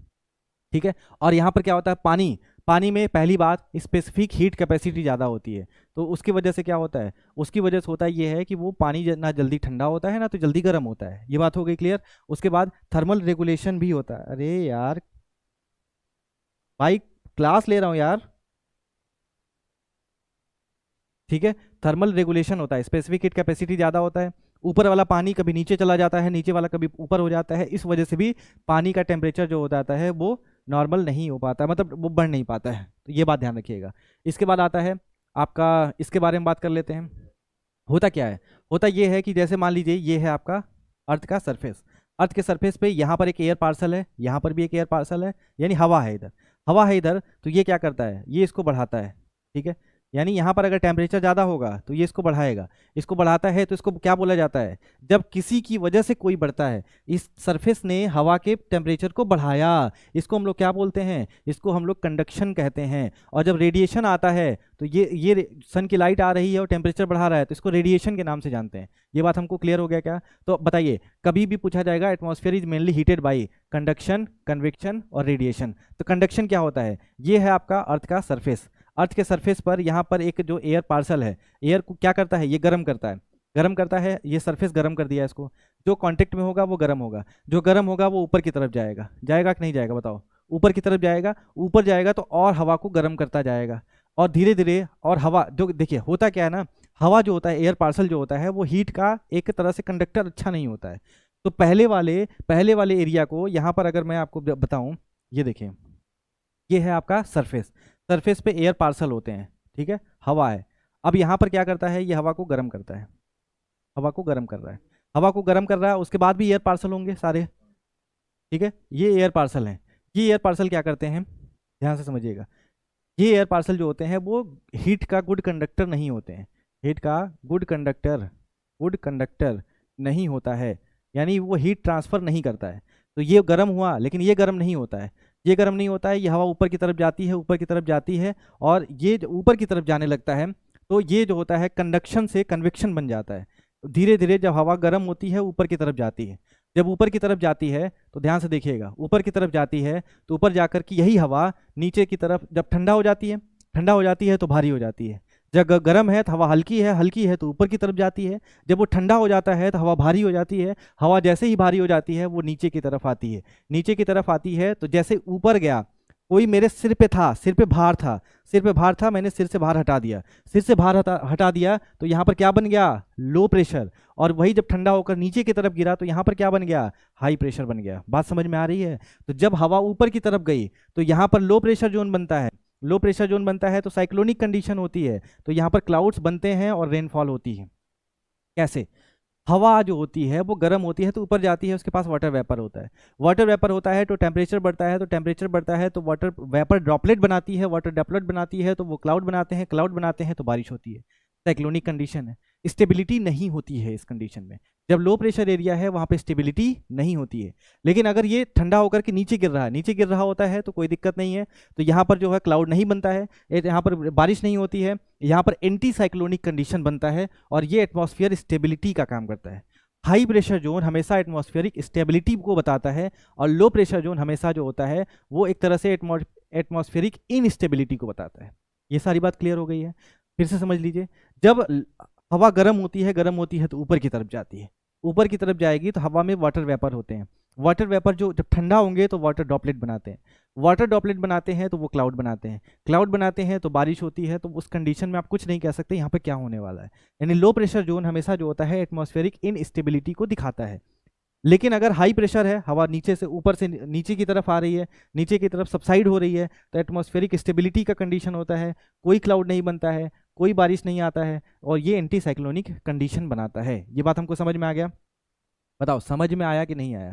तो ये चीज़ हो गया। अगला कॉन्सेप्ट है अर्बन हीट आइलैंड का। अर्बन हीट आइलैंड का मतलब क्या है? एक तरफ गांव है, दूसरी तरफ भी गांव है, और यहाँ पर एक शहर है। अब होता क्या है, ध्यान समझिएगा, शहर है तो इनके पास इंडस्ट्रीज होंगी, शहर है तो इनके पास बिल्डिंग्स बहुत होंगे, बिल्डिंग्स बहुत होंगे तो ये इंसोलेशन को एब्जॉर्ब तेजी से करते हैं, इंसोलेशन को एब्जॉर्ब तेजी से करते हैं, एब्जॉर्ब करते हैं। तो इस कंडीशन में विलेज में घर छोटे छोटे होते हैं, गाँव में घर छोटे छोटे होते हैं, इंडस्ट्रीज नहीं होती हैं, पॉपुलेशन भी कम होता है, तो गाँव में तो इंसोलेशन उतना एब्जॉर्ब नहीं होगा, चला जाएगा, इधर भी नहीं हो पाएगा। इन दोनों के कंपैरिजन में इस शहर में गर्मी बहुत ज़्यादा होती है, क्योंकि बड़ी बड़ी बिल्डिंग्स हैं, बड़े बड़े इंडस्ट्रीज़ हैं, बहुत ज़्यादा पॉपुलेशन है, तो वो क्या करती हैं, इंसोलेशन को एब्जॉर्ब करती हैं, और रिफ्लेक्ट नहीं हो पाता है, रिफ्लेक्ट नहीं हो पाता है तो यहाँ का टेम्परेचर बढ़ा हुआ लगता है। इसी को अर्बन हीट आइलैंड के नाम से जाना जाता है। ये सारी बात आप सबको क्लियर हो गया? बताइए क्लियर हुआ कि नहीं क्लियर हुआ? बहुत सारे इसमें कंडीशन हो गए। उसके बाद देखिए why does temperature drops at higher altitude, ये सारी बात मैं बता चुका हूँ, इसको आप देख लीजिएगा, पढ़ लीजिएगा। उसके बाद हीट बैलेंस होता है, हीट बजट जो होता है वो हम आगे आपको बता देंगे। अभी तक कोई समस्या है, कोई परेशानी है तो बताइए, मैंने आपको सारी बात समझा दी है। हाँ, इसमें एक दो बात और रह गया। आर्कटिक सर्कल 66.5 डिग्री जो नॉर्थ होता है उसको आर्कटिक सर्कल कहते हैं, और जो साउथ होता है उसको एंटार्क्टिक सर्कल के नाम से जाना जाता है। इक्वेटर भी आपको बता दिया हूँ, और यहाँ पर देखिएगा ध्यान से, यहाँ पर ये इक्विनॉक्स का कंडीशन होता है, इसको हम लोग इक्विनॉक्स का कंडीशन बोलते हैं। 21 मार्च और 23 सितंबर 21 मार्च और 23 सितंबर ये जो होता है इसको हम लोग इक्विनॉक्स कहते हैं। इक्विनॉक्स का मतलब क्या होता है, सन ओवर हेडेड होता है इक्वेटर पर, और यहाँ पर 20-22 जून यानी 21 जून और यहाँ पर 21 दिसंबर, इस समय जो होता है वो Tropic of Cancer, Tropic of Capricorn पे होता है। इसको हम लोग क्या बोलते हैं, इसको हम लोग समर सॉल्स्टिस और विंटर सॉल्स्टिस कहते हैं। तो ये हो गया आपका समर सॉल्स्टिस 21 जून वाला, और ये हो गया 22 दिसंबर वाला विंटर सॉल्स्टिस, और यहाँ पर इक्विनॉक्स हो गया आपका 21 मार्च और यहाँ पर 23 सितंबर। तो ये बात भी आपको ध्यान रखना चाहिए, ठीक। बताइए कोई दिक्कत, यहाँ पर 21 मार्च है, 23 सितंबर है, और यहाँ पर 21 जून है, और ये 21 दिसंबर या 22 दिसंबर हो गया। बताइए कोई दिक्कत है, परेशानी है? सारी बात मैंने आपको क्लियर कर दी, इसमें अब कोई परेशानी आपको रहनी नहीं चाहिए। जितना बताया इससे ज़्यादा आपको कभी भी एग्जाम में सवाल नहीं आता है। ये बात, अब ये वेव्स के बारे में सारी बात ध्यान रखिएगा। सबसे इंपॉर्टेंट स्लाइड के रूप में ये जाना जाएगा। इलेक्ट्रोमैग्नेटिक रेडिएशन है, सन से रेज ज़्यादा आती है, एनर्जी ज़्यादा होती है, एनर्जी ज़्यादा होती है तो बताओ वेवलेंथ कैसा होगा, कम होगा। और यहाँ से जो जा रही होती है उसकी एनर्जी कम होती है, तो वहाँ पर वेवलेंथ क्या हो जाता है, तो वेवलेंथ जो होता है वो ज़्यादा हो जाता है। ये सारा ओजोन के बारे में बता दिया, एटमॉस्फेयर में बता दिया। सबसे पहले होता है ट्रोपोस्फियर, ट्रोपोस्फियर के बाद होता है स्ट्रेटोस्फियर, स्ट्रेटोस्फियर के बाद मेसोस्फियर, उसके बाद थर्मोस्फियर, उसके बाद एक्सोस्फियर होता है। ये सारी बात आपको समझ में आ गई। अरोरा वाली घटनाएं जो होती हैं वो थर्मोस्फियर में देखने को मिलती हैं। अरोरा क्या होता है वो आगे हम आपको समझा देंगे। ये सारी बात हमको ध्यान रखना है। थर्मल क्लासिफिकेशन हो गया, एरोसॉल्स के बारे में बता दिया, नाइट्रोजन हो गया, कार्बन डाइऑक्साइड हो गया, और मैंने आपको किलिंग कर्व के नाम से जो कंडीशन था वो भी बता दिया। नाइट्रोजन के बारे में ट्रेस मैटर्स क्या होते हैं, ट्रेस गैसेस क्या होती हैं, वाटर ड्रॉपलेट का क्या कहानी है, कंपोजिशन क्या है, ग्रीन हाउस गैस क्या होता है, कौन water vapour green house gas show करता है कि नहीं करता है, बताओ। इक्वेटर से जब आप पोल की तरफ जाते हैं तो वाटर वेपर घटता है। अगर आप यहाँ पर देखिए, यहाँ पर पीक की तरफ जा रहे हैं तो वाटर वेपर यहाँ भी घटता है। क्यों? क्योंकि यहाँ पर वाटर वेपर ज़्यादा होगा, यहाँ पर वाटर वेपर कम होगा। यहाँ पर गर्मी ज़्यादा है तो यहाँ पे वाटर वेपर ज़्यादा हो जाता है। समर्स में वाटर वेपर ज़्यादा होता है, विंटर में वाटर वेपर कम होता है। सारी कहानी मैंने आपको बता दिया। हाइड्रोलॉजिकल साइकिल की बात होती है कि जब आप टेम्परेचर चेक करेंगे, अभी जाके करिएगा कि अभी क्या टेम्परेचर है, तो अगर आएगा 21 डिग्री सेल्सियस और फील्स लाइक 22 डिग्री सेल्सियस, तो वो फील्स लाइक क्यों आता है? क्योंकि वो किसकी वजह से आता है, वो ह्यूमिडिटी की वजह से आता है। ह्यूमिडिटी किसकी वजह से आती है? वाटर वेपर की वजह से आती है। तो फील्स लाइक जब टेम्परेचर दिखाएगा तो ह्यूमिडिटी दिखाता है। किलिंग कर्व के बारे में मैंने आपको सारी कहानी बता दी है। इसी के साथ आपका एटमॉस्फेयर की पूरी कहानी जो है क्लियर हो रही है। कोई समस्या परेशानी हो तो बताइए, अगर कोई समस्या ना हो तो कोई दिक्कत वाली बात नहीं है। आगे हम ह्यूमिडिटी के बारे में बात करेंगे, पानी के बारे में बात करेंगे, वाटर और ह्यूमिडिटी। बहुत ज़बरदस्त कॉन्सेप्ट होने वाला है। तब तक इस वीडियो को कम से कम 2 बार जरूर देखिएगा, ध्यान से समझिएगा, और कोई डाउट होता है तो कमेंट सेक्शन में पूछ लीजिएगा। मिलते हैं अगले वीडियो में, तब तक अपना ख्याल रखिए, खुश रहिए। जय हिंद, जय भारत, नमस्कार।